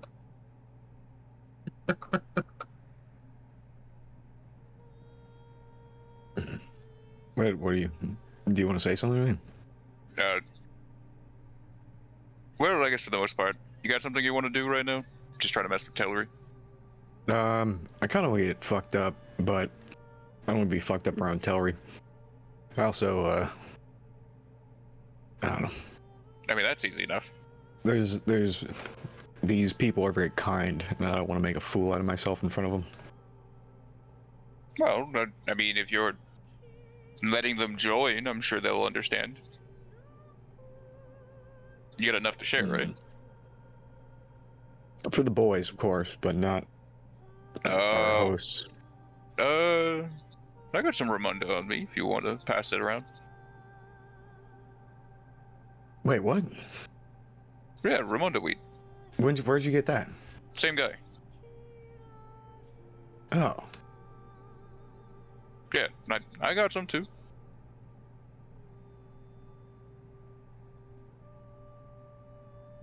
Sound And good? Marlowe looks a little disappointed. What, you thought you were the only one with a problem? I don't have a problem whatsoever. Yeah, drugs are to help the problems. I mean, I have like 99 problems, but... But this ain't one. Alright, Yeah. come on, let's go get Chrome. We'll go have fun.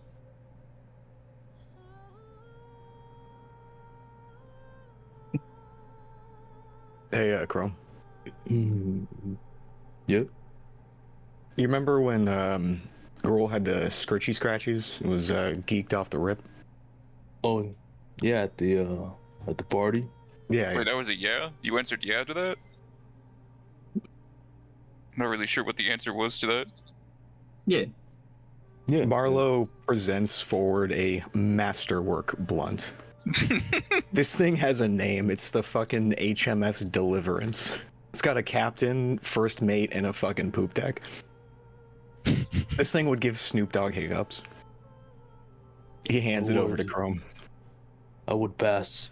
I would like to have a clear head tonight. I am attempting something I have never done. I can have no distractions. Marlowe holds up the other bag of perfectly portioned out God knows what into 3 sections. Looks down, says, I understand. miss you, buddy. We're going places. I don't think we're going anywhere. I am too.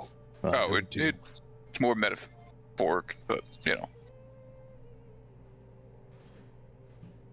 Here's yours. No thanks. Well, we'll hand it to you kind of reluctantly.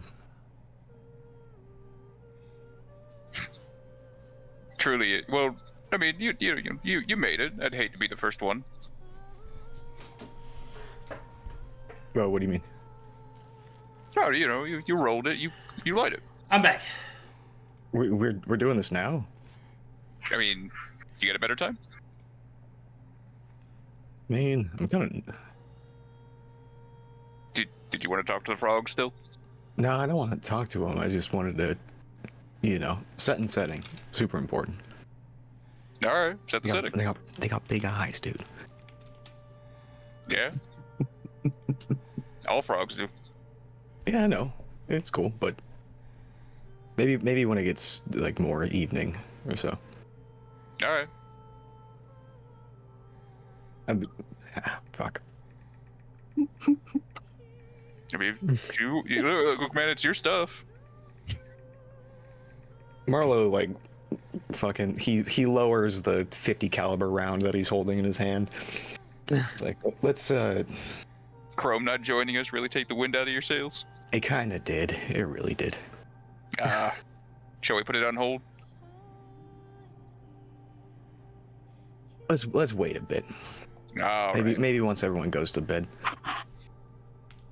You know what? Fair. We have the Lachio. Is that the stuff he took, or was that something else? Yeah, the one when he fucked the pig. I don't want to do that here, for unspecified reasons. Oh. I've sucked a lot of cock and done a lot of drugs, Gruul.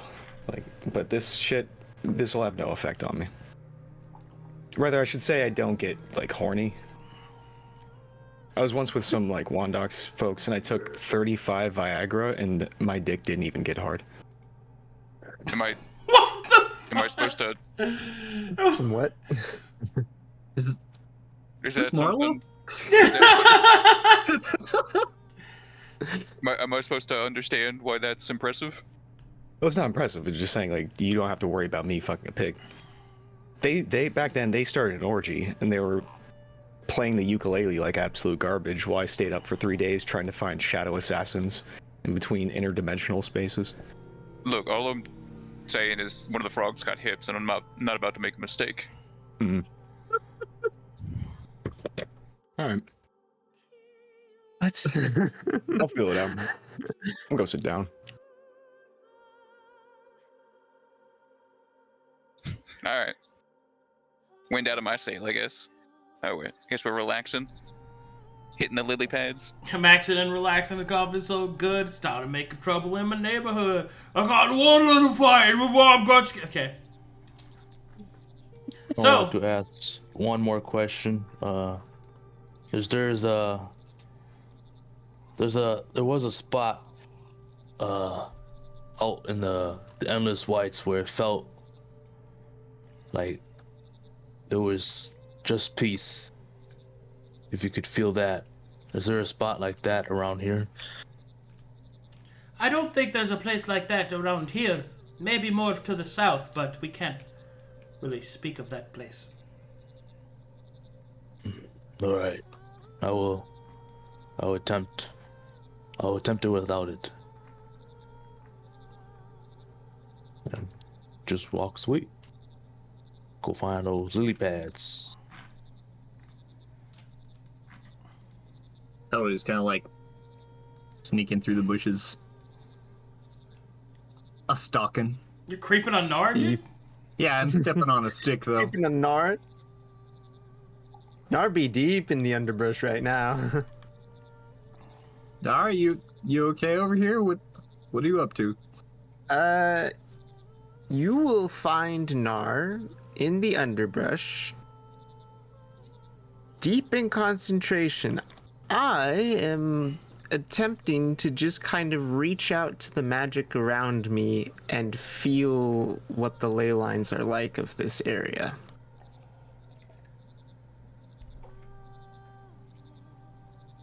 Okay. The magic is heavy. Verdant. The air is heavy with... You ever, to kind of give you a description of what I mean. Mm-hmm. Have you ever walked into a terrarium or a place where there's a lot of plants all at once and the air feels like heavier? Yeah, at the zoo. Yeah. That's what it's like. Okay. Seeing you not respond, Telry's just gonna sit on this log and wait or chill, I guess. Okay. I wish I could tell whether or not it felt corrupted. I wish I could feel that difference. Whether there's just a lot of magic or whether there's something wrong with it.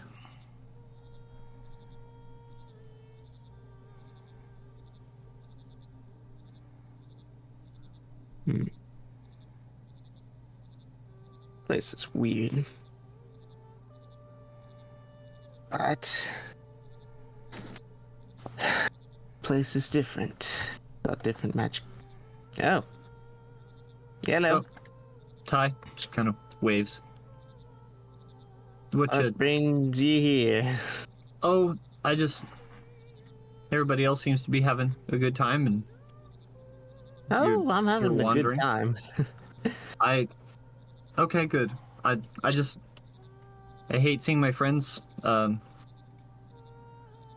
leave the group, I guess. I don't know. It's an old thing. I had a friend back in Paladin school who would kind of wander off on her own at night, and I don't know. Felt familiar. Listen, I'm not used to there being so much life. Definitely not used to the heat or humidity here. Yeah. I've grown up around like death and decay and zombies and sickness. I'm not used to so many colors and life, so I just kind of wanted to spend time in it. Feel if anything's different. Feel if the magic's different here. Because, I roll out a map. Marlowe made this for me. He made a map of the ley lines with Gruul, what they saw. And I'm actually curious if there are areas that are just different, if it's all broken, if it's all just overflowing. And you're trying to figure this out by sitting over here by yourself. There's a bunch of frogs that apparently know way more than we do about this kind of thing. I was also trying to stay separate from people because I kind of wanted to reach out to the magic and actually channel it for once. But I've known that my magic tends to leak everywhere, let's say. Sorcery isn't exactly careful magic. You could ask the Toad King if he thought that this was a safe place to do that. I'm sure he's got like some power in this realm that... That's the other thing. He's got power. Sits down on the log next to you. He's got a lot of power.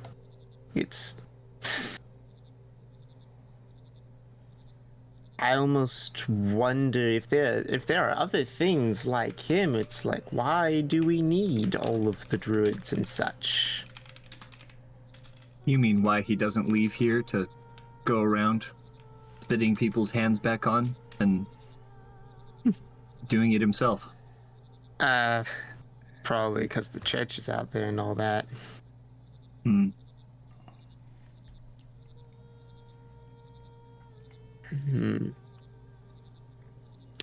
Wish I understood why Matheria made the decision she made originally. Tell everything.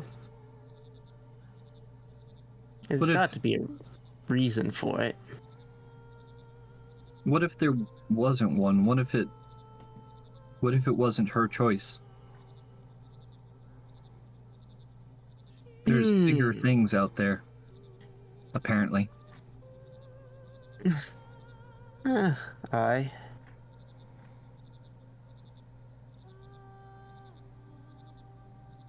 I don't know.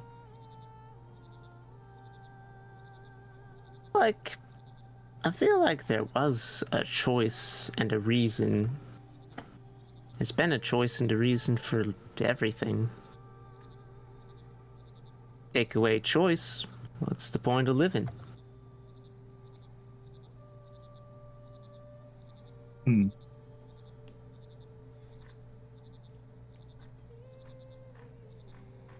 I don't know. Call it me thinking bush. Well, it seems like But you've you- claimed it. Have you been feeling any odd connection to the Abolus like before, that thing in your head? Not exactly. You felt like talking to Mr. Toad King over there about it? I mean, in all honesty, if he can regrow hands, he might know something about how to fix problems in your head. I don't know, it feels different than sticking a hand back on for some reason. Besides, I think it may have changed.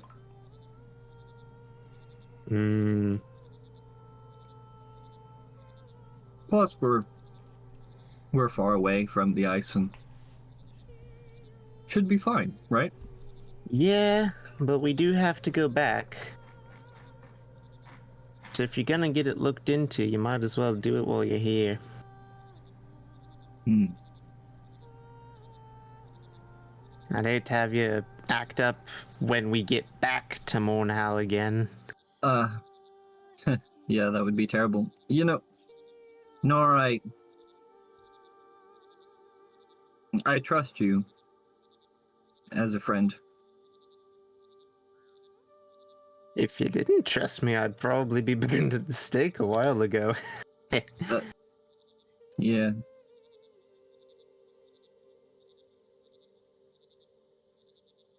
If...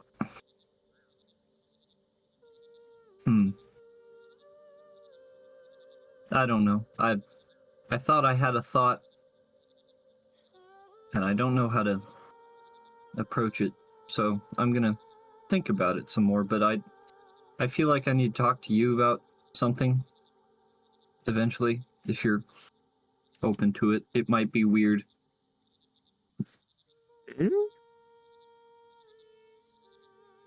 You're talking to someone who sprouted horns out of their head.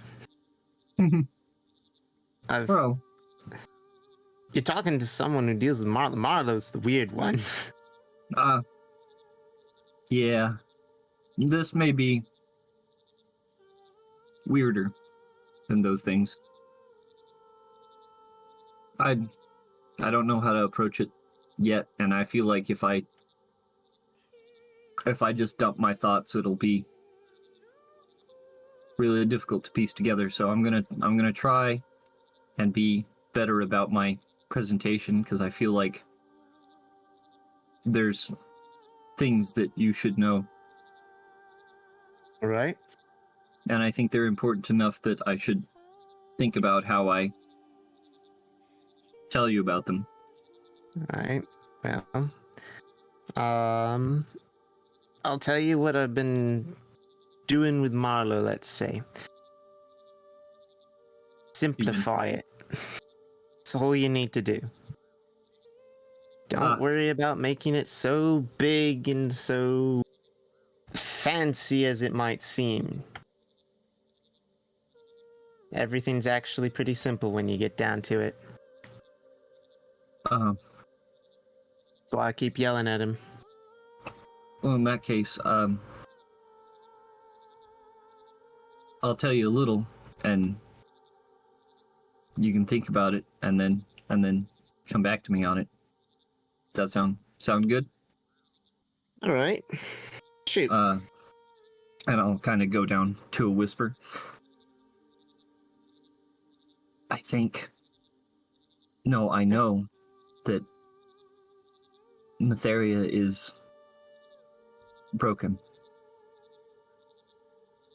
She doesn't have a voice. She's never going to speak to us.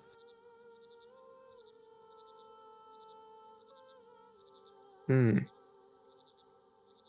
church is more wrong than we knew, and they are part of the problem. No matter what the Toad King says, he says there's more problems, bigger problems, but this is one problem that's here now and for us. And I know how to fix it. I know how to make it go away so that you can live here in Corvinus, your home, and have the problem with the ley lines resolved. But it might take distasteful action to accomplish. She kind of squints at Telry.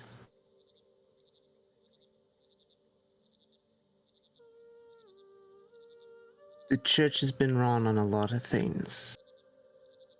That's always been evident.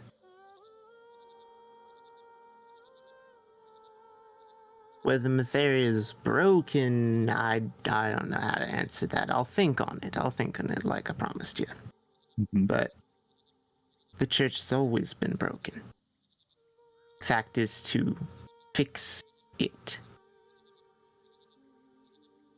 And I'll state this because you brought it up.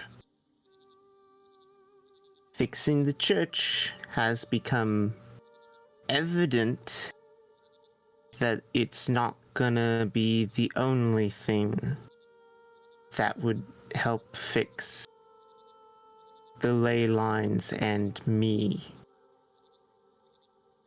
They're still overflowing with magic whether you fix the church or not. Some of them are corrupted. Some of them maybe not. That's what I'm trying to figure out.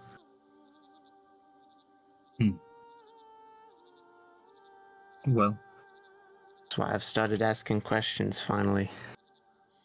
I'm sorry I'm so quiet all the time. I like to see you taking an active role. It's good.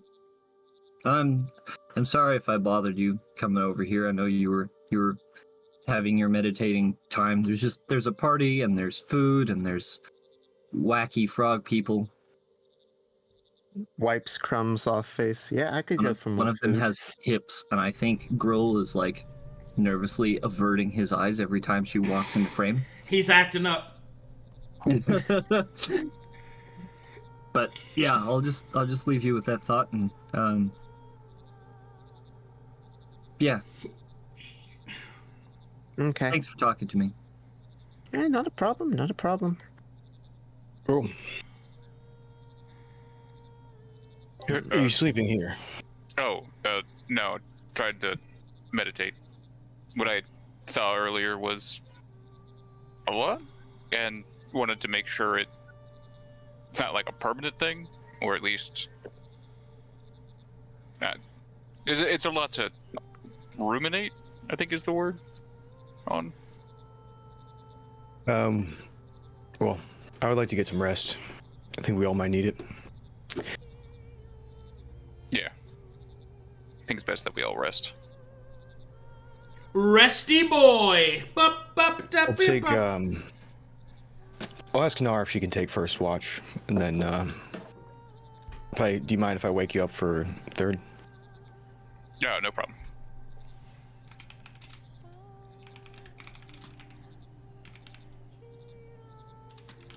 Are the frogs still around? Is this like can we sleep privately? Oh, they're sleeping on their own pads and like other places and stuff. Okay.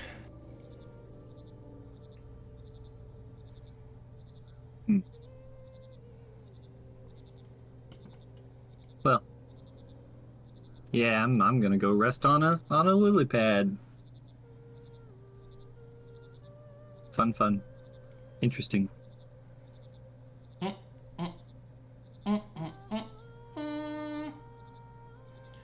Skibbity bop bop boop. Hey, Knarh. Grabs bug. Munch. Huh? Oh. Yes? Leftovers. Do you mind taking first watch? I mean, I usually don't sleep well to begin with, but we're surrounded by these lovely frog gods. Just in case, if you're gonna stay up, do you mind, when you head to bed, do you mind waking me? Sure. Marlowe, I give bet a we'll be nod. pretty safe tonight. Don't worry about it. Enjoy. Thank you for the map thing. Graph. You're welcome.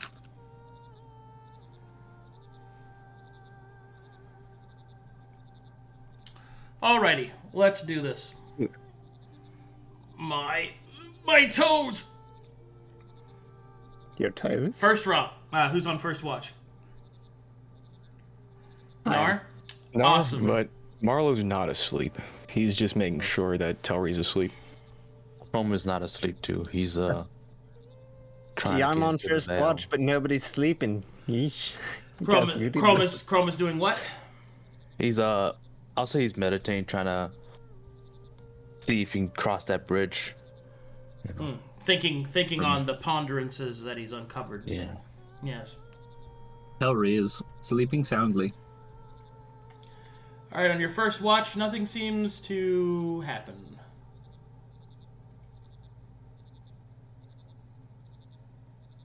Marlowe will be creepy as fuck and stand up. Marlowe will point to Nara and put a hush finger over his lips and then points over to the distance over here. He'll whisper. Kinda gives a shrug. There's something I want to say to all of us, but let's be very quiet. Yeah, a place that's off in the distance, but do you mind meeting me over there? Alright. If you can grab Chrome as well, I'll grab Gruul. Just yeah, try not make noise. Telry? You got him? Not tonight. I'll do my best to be concise and explain everything.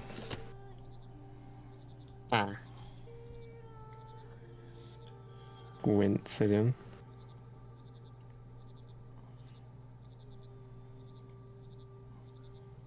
Marlowe's gonna look at Gruul and see if he's meditating or asleep. You told him to sleep. He's sleeping. Marlowe shakes Gruul lightly. There's no way we're sweating a watch already. Come on. Gruul, it's Marlowe. What? It's me. What? Be quiet. We're meeting. Dude, wait, oh, we're leaving? I thought I was snoring or something. We're meeting. Oh. Groggily wakes up. What? Alright. Marlowe will put a finger to his lips. Alright. Or finger to lips. Then gesture an open hand forward to follow. Cracks back, starts to follow. Marlowe will lean over and whisper, "Don't wake the boy up." Do not awaken the child. Alright.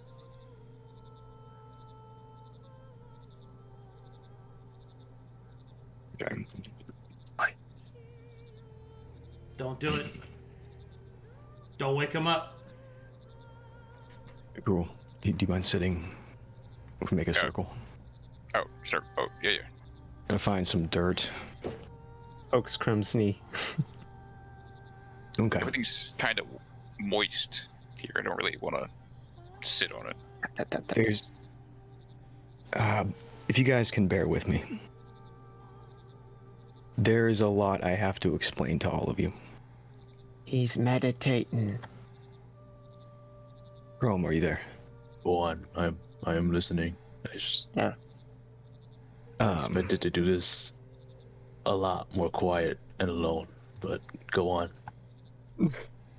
There's a few techniques I can teach you later if you want. I'll get this out of the way. First off, thank you for helping me. And the college.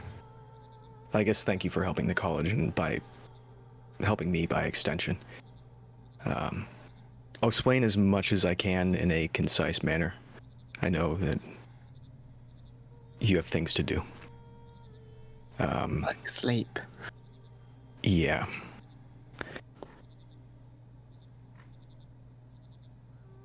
Marlowe will begin to draw in the sand right in front of him, a near perfect circle. 3 more circles will be drawn within the larger one, filling up as much space as possible while not overlapping their edges. And in the spaces in between the circles, you'll draw 4 dots.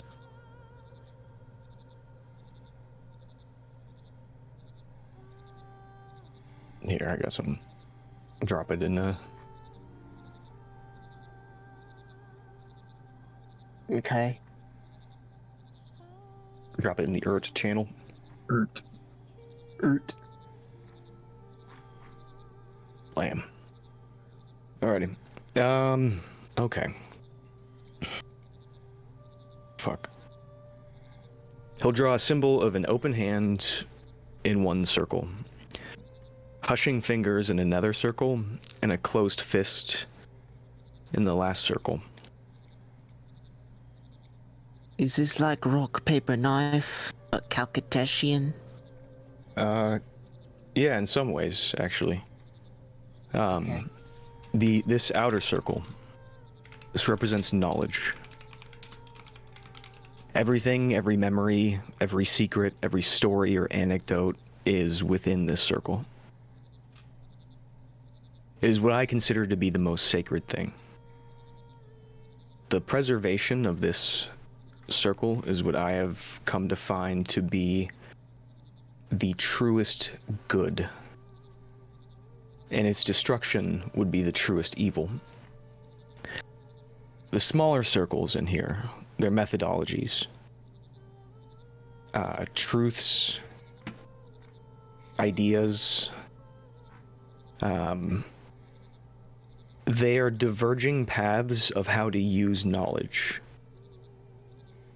And together they are closed to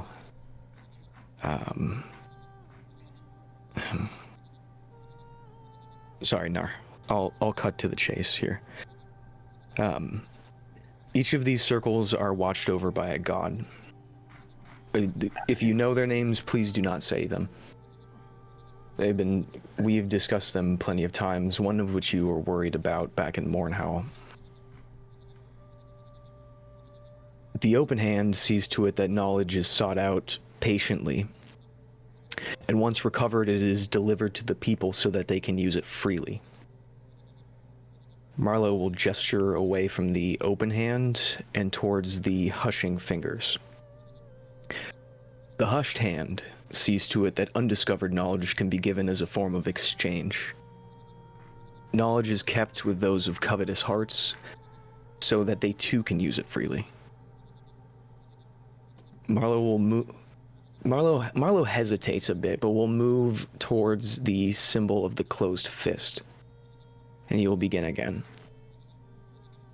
The closed hand sees to it that knowledge is safeguarded. It's a discriminatory force.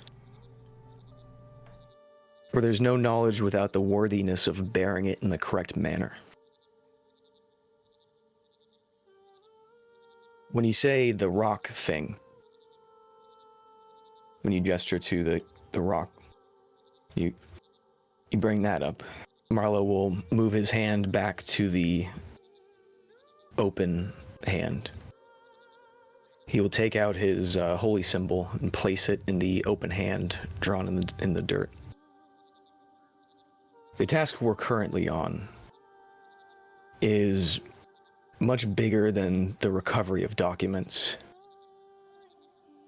And we've heard a lot about the nature of this world, but I have been asked to do this single-mindedly.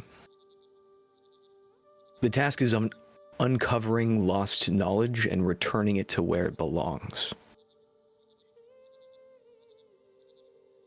Of these three paths, I have chosen the one that I believe to be correct. That the knowledge we find is to be used by the people to change the world as they see fit. Marlowe glances at Knarh when he says that. I worry about the boy. If my suspicions are correct, he has most likely unknowingly found himself in the possession of the hushing hand.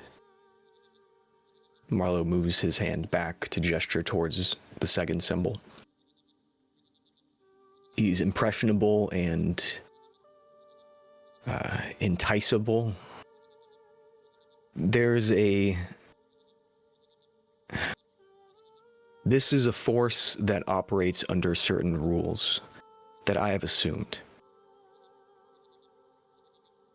By looking at their patterns and reducing them, I've made a series of assumptions that I want to share with you. I think things are going to get much more complicated, and I don't see you as hired hands anymore, but people who are doing what they can to rebuild the world in the way they see fit. So I want to be an open book. My concern lies with the boy in the hushed hand, so I want to share with you my assumptions. A bit about this force. The first is that a traveler is faced with a challenge that they see insurmountable due to their own ignorance.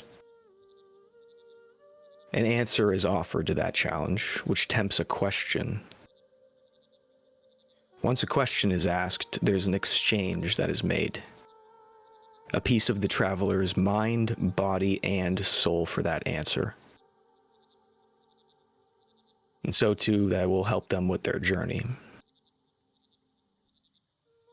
The coveter of secrets asks more and more and more until the questions convolute and become like knots. People tend to start babbling nonsense. Little pearls of wisdom buried in there sometimes, but wisdom and madness as one together. Gruul, the answer of what happened to your mother is just a question away. That you can find anything you want. If you give in. Wait, are you directing me to? No, I don't have these answers. I'm explaining the capacity of this force and the temptation that it may have. But I also would like to say you don't have to ask questions. And if you understand the cost and are willing to pay it, I will not sway you. Yeah, smarter to make deals with devils. Well, my worry for the boy is not what circle I think he's fallen into, but his blindness to the greater whole. It is something's been there's always a pattern. I think there's always a pattern. A part of that deal that's made of mind, body, and soul is a deal of the body. They go through the followers of the hushing finger. They go through a physical change.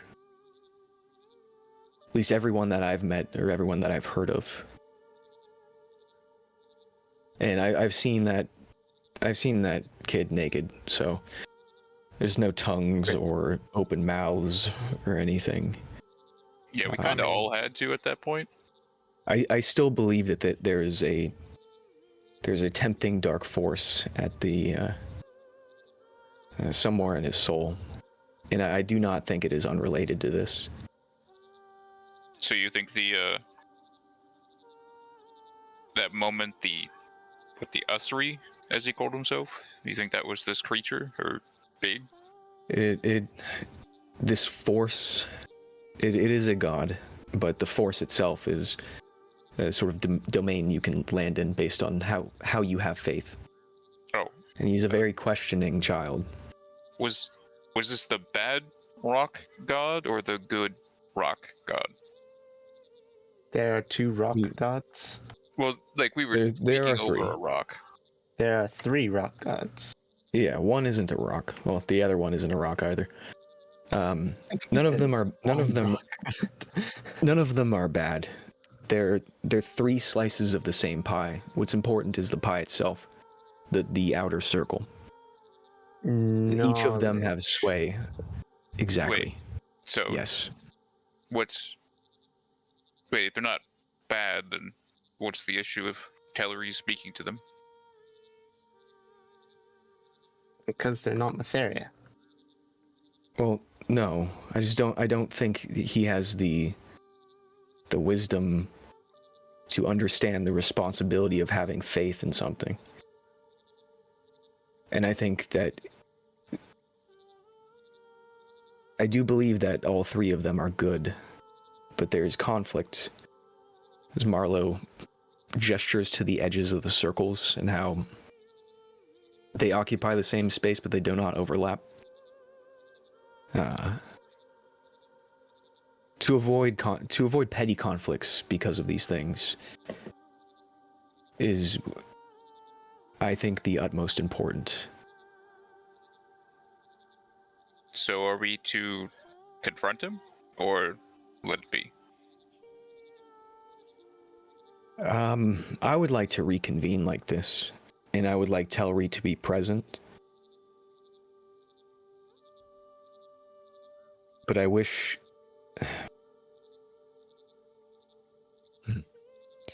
I wish for him to understand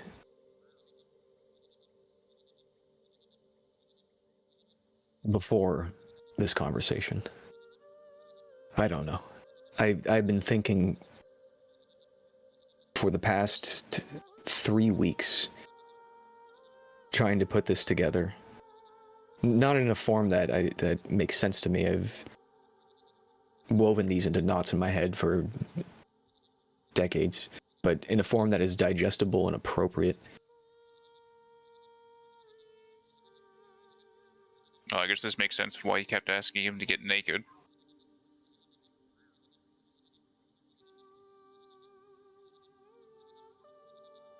But, Marlowe, it's kind of the same reason that I've been a bit brash with you. You think too much. Like, way too much.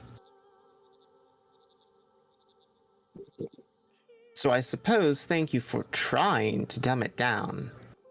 But even then, you said yourself, you've been tying your head in knots for 3 weeks trying to figure out how best to say it.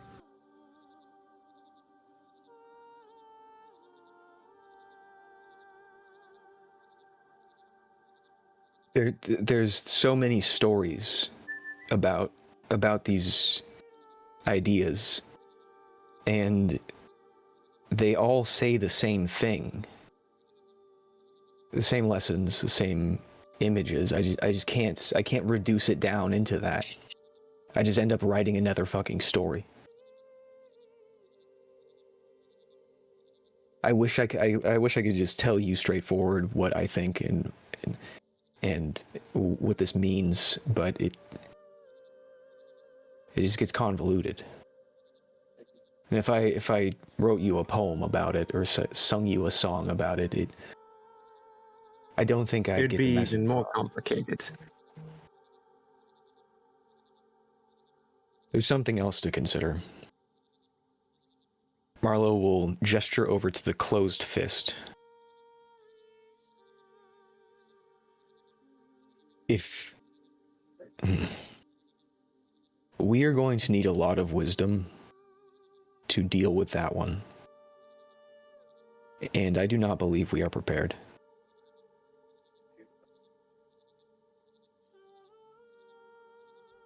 To deal with a closed fist. Knowledge. Yeah. One of the three. That is the discriminatory force. Sees that knowledge is... There's an aspect of worthiness to knowledge. Is it... Yours is the open hand, right? Because you're patient Yes. and all that? Yeah. So, have we encountered the third one you're speaking of? If we I don't encountered any believe of them. so. Sorry, what were you saying? Have we encountered any of them? Marlowe will point to the hushing fingers and say, I know for certain that you, Telry, and myself have, when you were in that prison, as well as the mission that Milla was offering that you piqued interest in. The shadow. Yeah. Oh.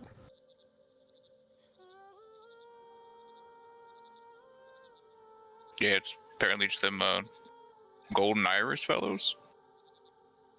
Correct. Definitely. Terry's not in with them. I can guarantee that much. I'm not convinced.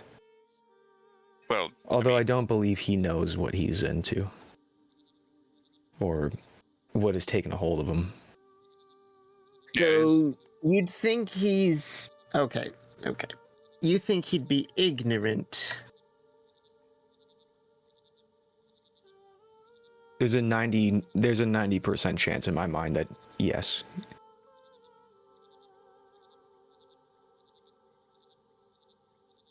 I mean, you walked into the cloud yourself eventually. You saw him being possessed. Yeah, I did. Well, speaking He also didn't remember Knarh. any of that. Yeah. That Although doesn't he- make you ignorant towards serving. Although he did seem to remember the last time he woke up.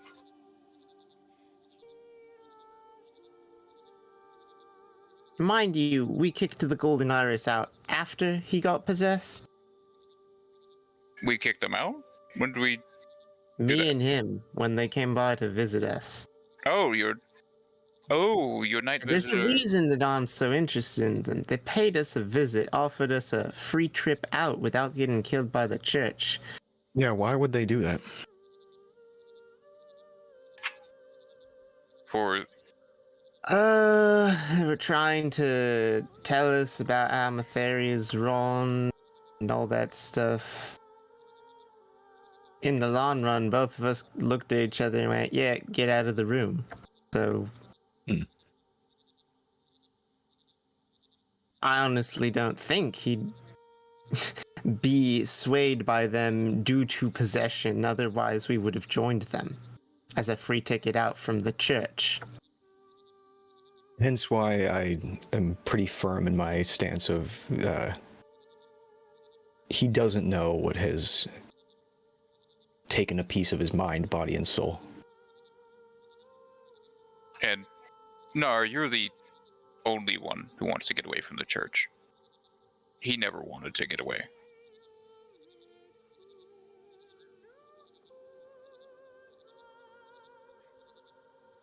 I have a question for all of you. It's about this current task for Milla. On the topic of knowledge, which of these three most resonates with you, conceptually? Oh, well, be honest. Patience. As a hunter, most of your job is chasing. So you must be patient before you do anything rash and scare the beast. Well, I haven't heard much from you. I'd like to hear your thoughts.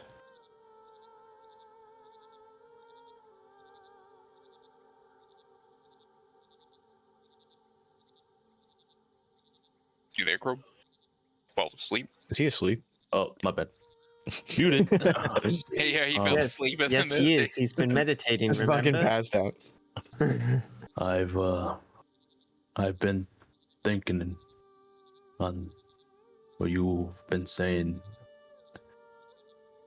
Do we have to be within these three groups? Why do we have to use this knowledge? Why can't we just know it? You don't have to at all. I'm not even asking you to. I'd rather choose not to be in neither of these three groups, as it's far reached for me to understand. I guess it's more of a philosophical question.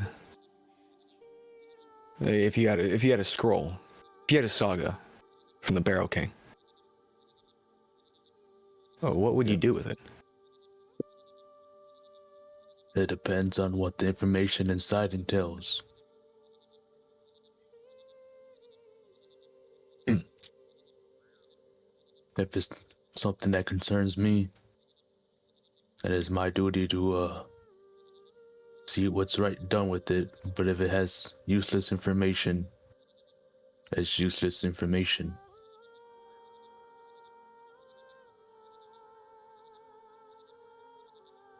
And what about you, Knarh?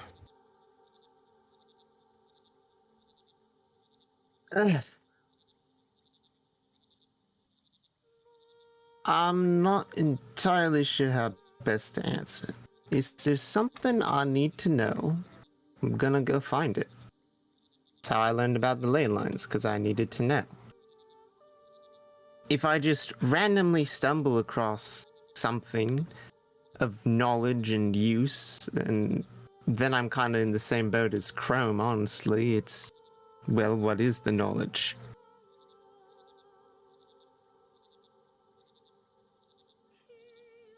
Do people need to hear about this? Should it? Does it need to be shared, or does it like not matter?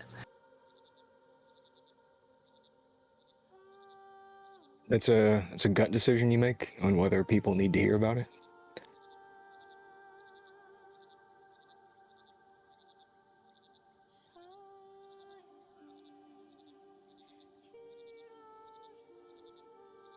She just starts squinting at the ground, looking at your drawings.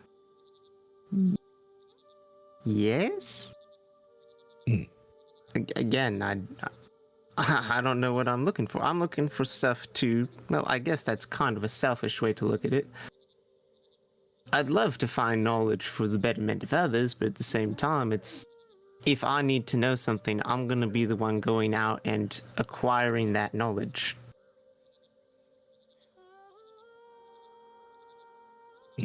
I respect that.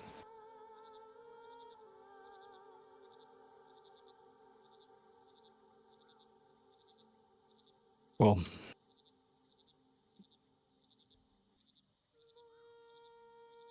Marlowe will draw a line between the open palm and the hushing fingers. Says, I'll probably bring this up again, but for the time being, I'm worried about a conflict of interest between these two.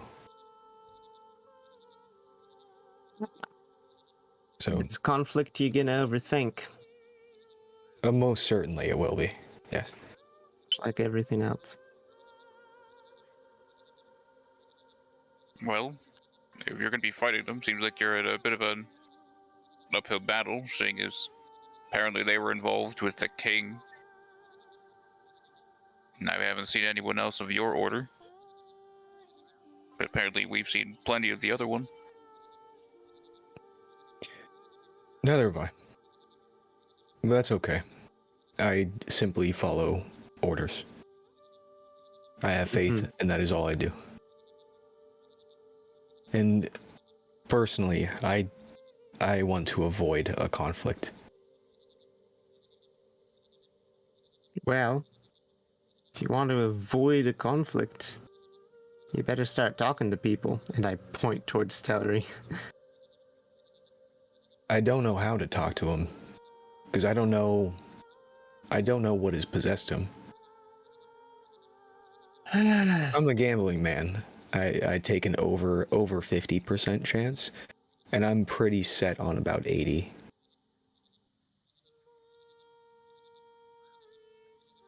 Have you spoken to him about it? About what's possessed him? Yeah. When's the last time he said the word Matheria? When's the last time he looked at you and said, "We have to get you saved"? Talked about getting me saved? In an idealistic sense, the way I talk about these circles.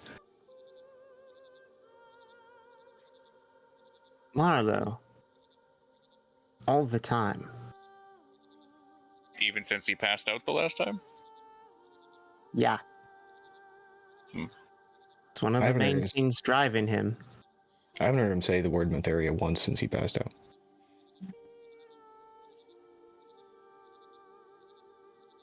Actually, hold up. Waymaker, meta. Yeah. Have you said Matheria? Yeah, I've said Matheria. Yeah. You have? Okay. Never mind. Knarh and I just had a talk about her in the woods a minute ago. But No, I mean like in the presence of Marlowe.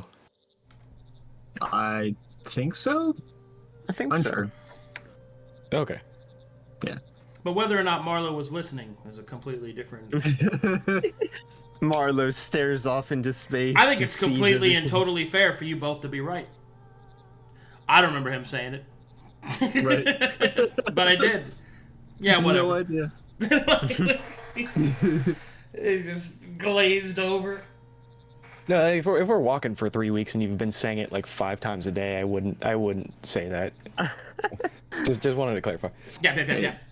Anyways, thank you. If anything, much like with me and how I'm actually starting to talk to you a bit, he's moving to the point where, in all honesty, I wouldn't blame him for this. He doesn't bring it up around you. Because why do it? I have no idea. Yeah, why bother talking to you about it? It doesn't matter to you. Talks to me about it. Matters to me. He always seems to thank me after I talk to him for insight or something. Yeah, we all thank you after you speak, Marlowe, but it's more of like a disengagement because we don't know what you said. Why not just say I disengage? God, he's so neurodivergent.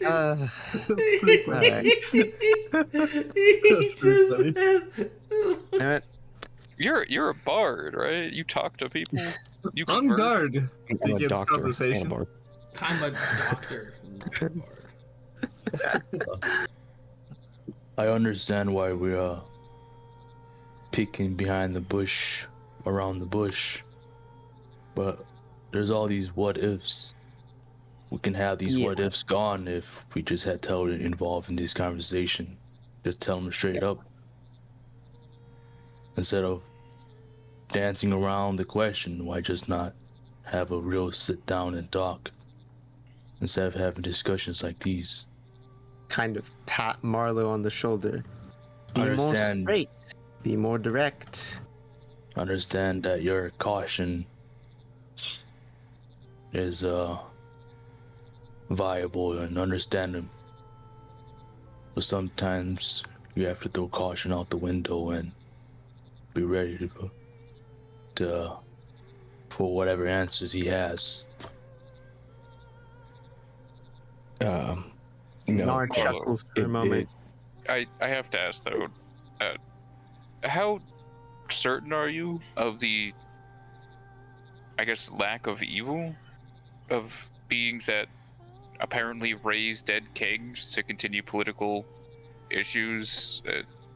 Apparently, are attempting to get ex-churchgoers invited into their ranks and, well, manipulate Telry into attempting to kill his own friends using his anger and rage against us. I disagree with the method, the direction, the ideology, ultimately the destination of where the knowledge is, but by its existence, I think it is a fundamental good. And I do my best to respect it. And with that, hey Telry, you've been snoozing. Snoozing. You've been enjoying Sleeping your all sleep. night long. Just been enjoying your sleep, huh? Yep. Nice and restful, and just, not cognizant of any of the other shit that they're talking about Super you, restful. anything like that. I mean, it's an impressive level of resting. Oh yeah. Yep. I ate lots of bugs. Like, it's super duper restful. Like, it feels really good to rest. Belly so full. Sure does feel great to rest. This lily pad is super comfy. It'd be a real shame if somebody started to. Ah, man. Let me know when you're loaded. 98%. So Darn, I was almost hoping there. for frog shenanigans. This is dream stuff. No. Now it's time for the darkness. This is why you should include people. Otherwise, they start dreaming. I just I am realized loaded. about another dimension on the sun. Alright, give me 2 seconds to process before you think I'm able to elaborate with this Alright. information. No. Alright? Telry, you awaken. But you are not where you were. You realize that you're dreaming, and you can feel a presence undulating just below, all around you. And then not you will this again. hear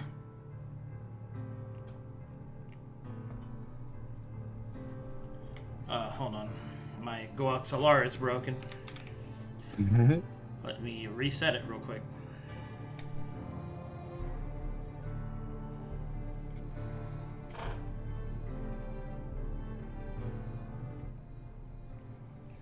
Servant, we must be quick.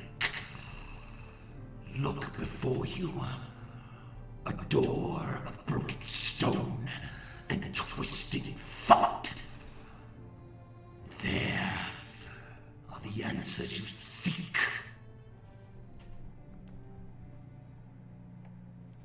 A door.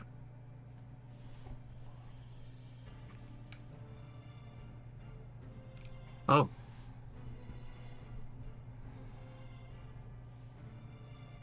What, So it's a door of stone and twisted vines, and that's... It looks like it's made out of smoke and stone.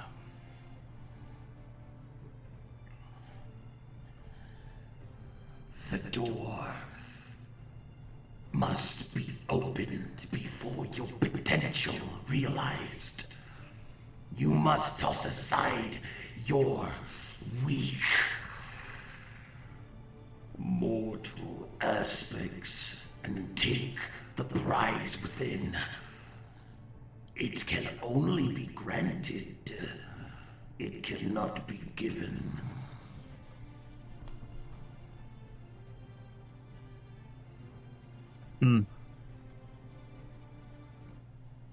And you say, I need this to do what exactly? To serve me better, to seek the answers you need, to save your precious friend from what awaits her. Well.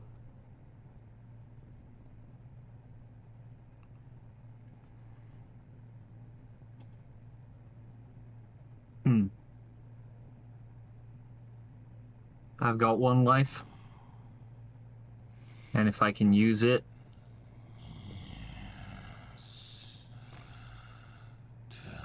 Yes. I want to help her.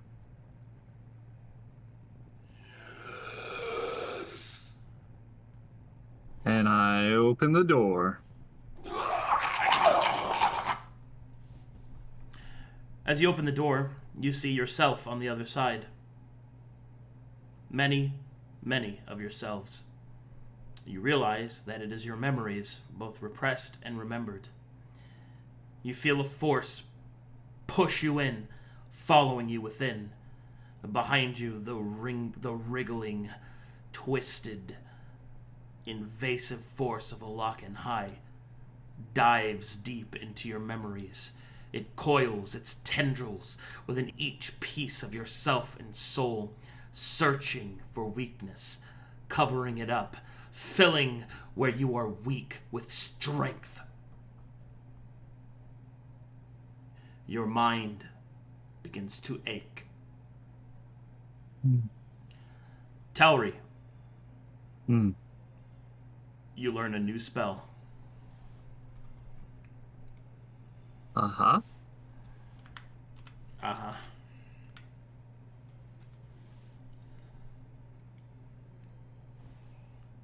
I'm looking.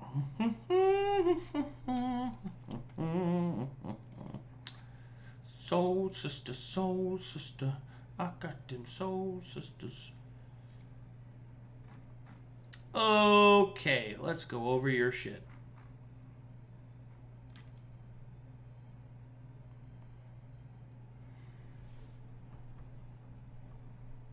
I guess I forgot to put Chaos Bolt in my spells as well. Well, yeah, you have that one, obviously. Yeah. You already have that one. Yeah. All right. The spell you are given is Chaos Sight. This functions much like Divine Sense and Detect Magic, except what you specifically see are the thrungs of chaos, the thrumming of the wild magics. This allows you to read and manipulate the random chance tables.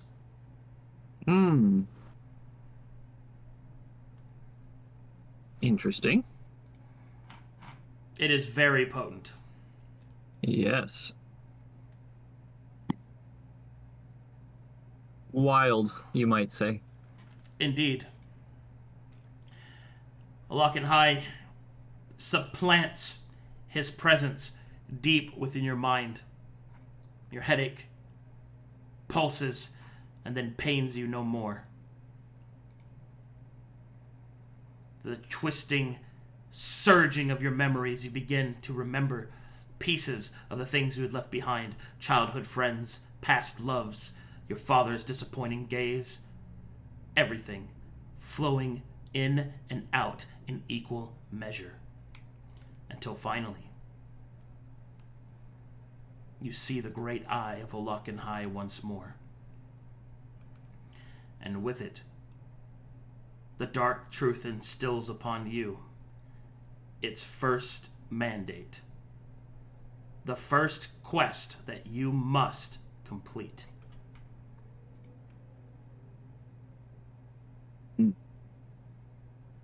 All right, you ready? I'm ready. Oh! Don't worry, it's not too difficult or anything. Huh. I'm sure. There is an odium of law, a practitioner of its highest form that roams Corvinus, a foreigner from Calcatesh, one who bears the mark of the Black Phoenix, and whose power and aura of law is a stain and an affront to High, and indeed a constant threat. You must seek the Hikari Knight and remove his head from his shoulders.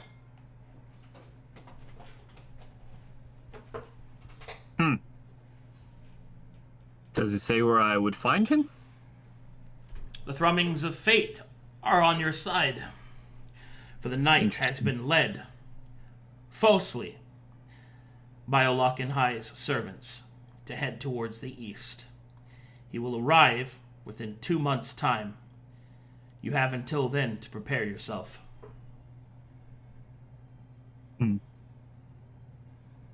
Good. And with that, sweating, rife with panic, you awaken.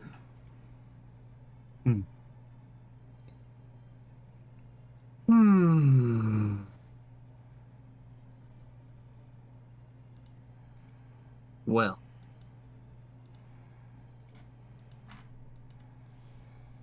Buh. From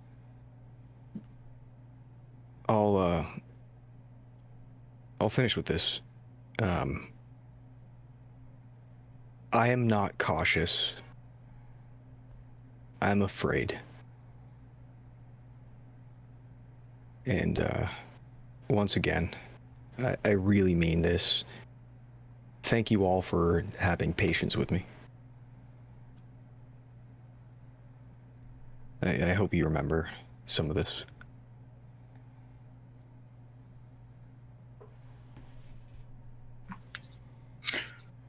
We'll be here.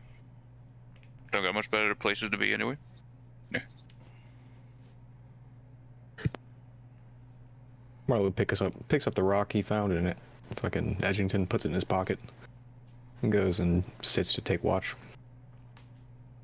I don't know if he just likes collecting rocks or if they're all special. He is. His god is a rock. Right, Or right. whatever it is, so. Or was he in the rock? Is he the key, or you think like? I think he's the metaphor of a rock, wherever that is. A metaphor of the Right. rock. Alright, I'm gonna go to bed now. Here, how about It's I almost sunny. show you some gonna- meditation techniques? Uh, You were kind of just sitting there earlier.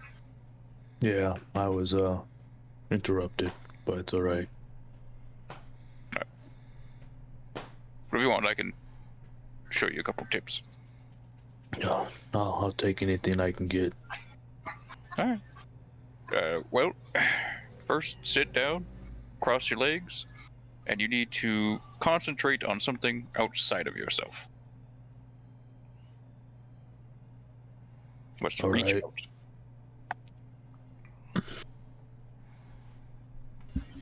I personally attach myself to the local wildlife and then concentrate upon it. So whatever that is, the idea of where you're going, you think of that general surrounding. No. First step in meditation is to clear your mind. The easiest way is to concentrate on a single thing and then to let that go. Okay. Right. And we will sit here in silence. Good. All right. So, quick aside for the side quest, Telry. To defeat the Hikari Knight would name you a champion of Olakenhai. To be clear, even though that's the first mandate given to you by Olakenhai, you're not expected to do that first. There are other objectives you can complete. So this is how you appease Olakenhai, unlock the greater strength of the Dark Truth. So, killing the faithful of Mytheria, very good. Saving the faithful of Olakenhai and assisting them, very good. Doing anything that sows chaos and discord, awesome. Those types of things. If you complete any major objectives like that, then you will receive more strength from the dark truth, and in the hopes that in the inevitable confrontation between you and the Hikari Knight, that you might be able to prevail. All right. I'm going to nudge Moisty Boy. Ah! Hey, I know it's I'm awake. What? I know it's night. When we were talking earlier, you said when you run into problems, you just hit them, right? Yeah, that's it, mate. You just fucking hit him. I may have a problem in the future that may need hitting, and I would like to be able to do it as hard as I can. What do you suggest? Do you have like special frog weapons that are particularly powerful? Okay. I'll go on an axe. Yeah. Yeah. Or does it do anything special? Do you have more of them? It goes like can I have one? It goes like this. Ugh. It ain't gonna do much for you though. You don't got the sticky hands. But you know, he kind of leans forward, conspiratorially. There's a lot of things up north, mate. Huge amounts of armories, weapons, all that could be usable by your kind. I think that's where you should look. Thank you. That's good information to have. He'll go into an even darker whisper. There's also, you could go to the south and speak to those that we cannot name. No doubt they will have powerful weapons as well. But you didn't hear that from me. Uh-huh. Combat roll. Falls asleep. Is it still like the middle of the night? Yeah. Okay, well, I've sated my first thought.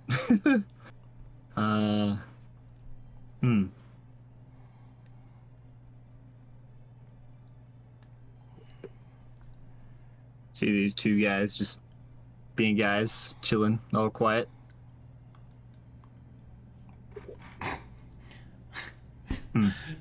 Telry is that awkward friend that just kind of stands there while everybody else is doing stuff, and hopes someone will say something to him.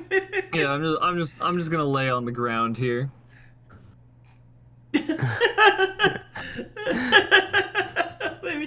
maybe somebody will talk to me, bro. Marlowe's gonna. Oh, fuck. Oh, good. No, you don't. I was just saying, I'm out here extending my mental capacity beyond myself. Chrome's probably asleep, and you're just laying here. Yeah, I eventually do also just fall asleep here. No, I think Chrome is actually actively trying to taking your advice, and he has almost like a blank slate, but the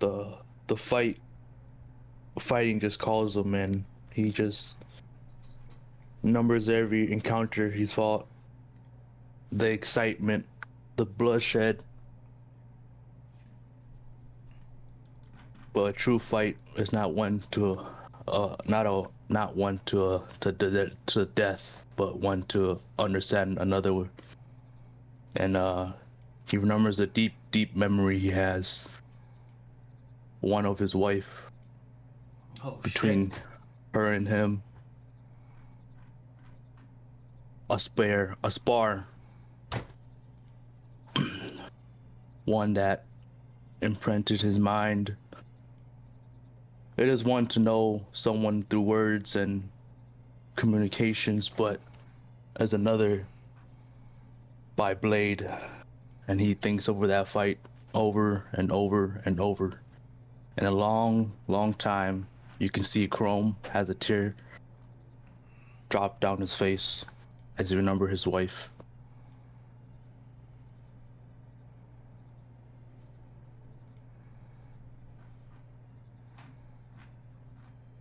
That's it. Marlowe's gonna lick the frog's head.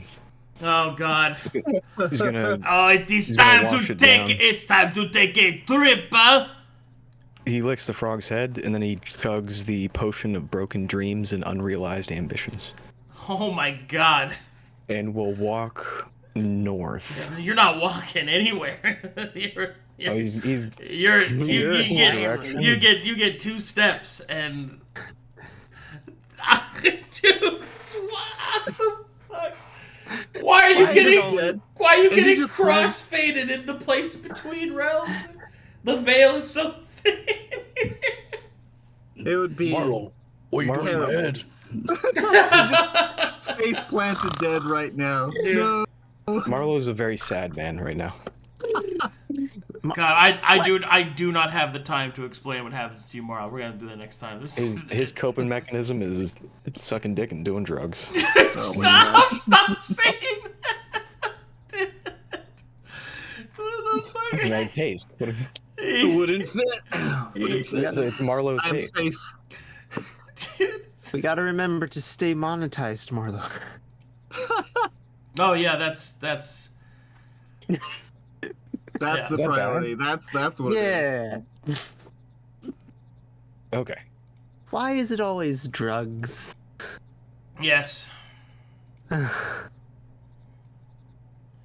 It's not magic, it's drugs. It's one or the other. There Well, are only 2 options. Oh, it's magic.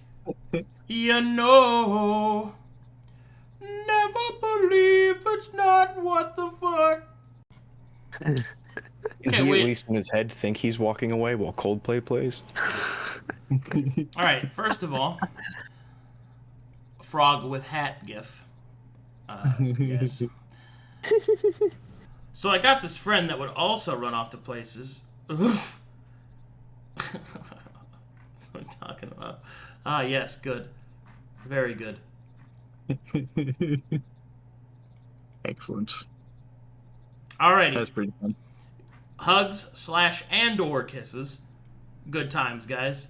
That'll conclude tonight's session. Excellent. If you're a big fan of Community Night, we'll be doing some Community Night in about 10-ish minutes. 10, 13 minutes. I'll see you guys all then. Thanks for hanging out. I'll see you guys later. May you all be Bye-bye. moist, Jack. Bye.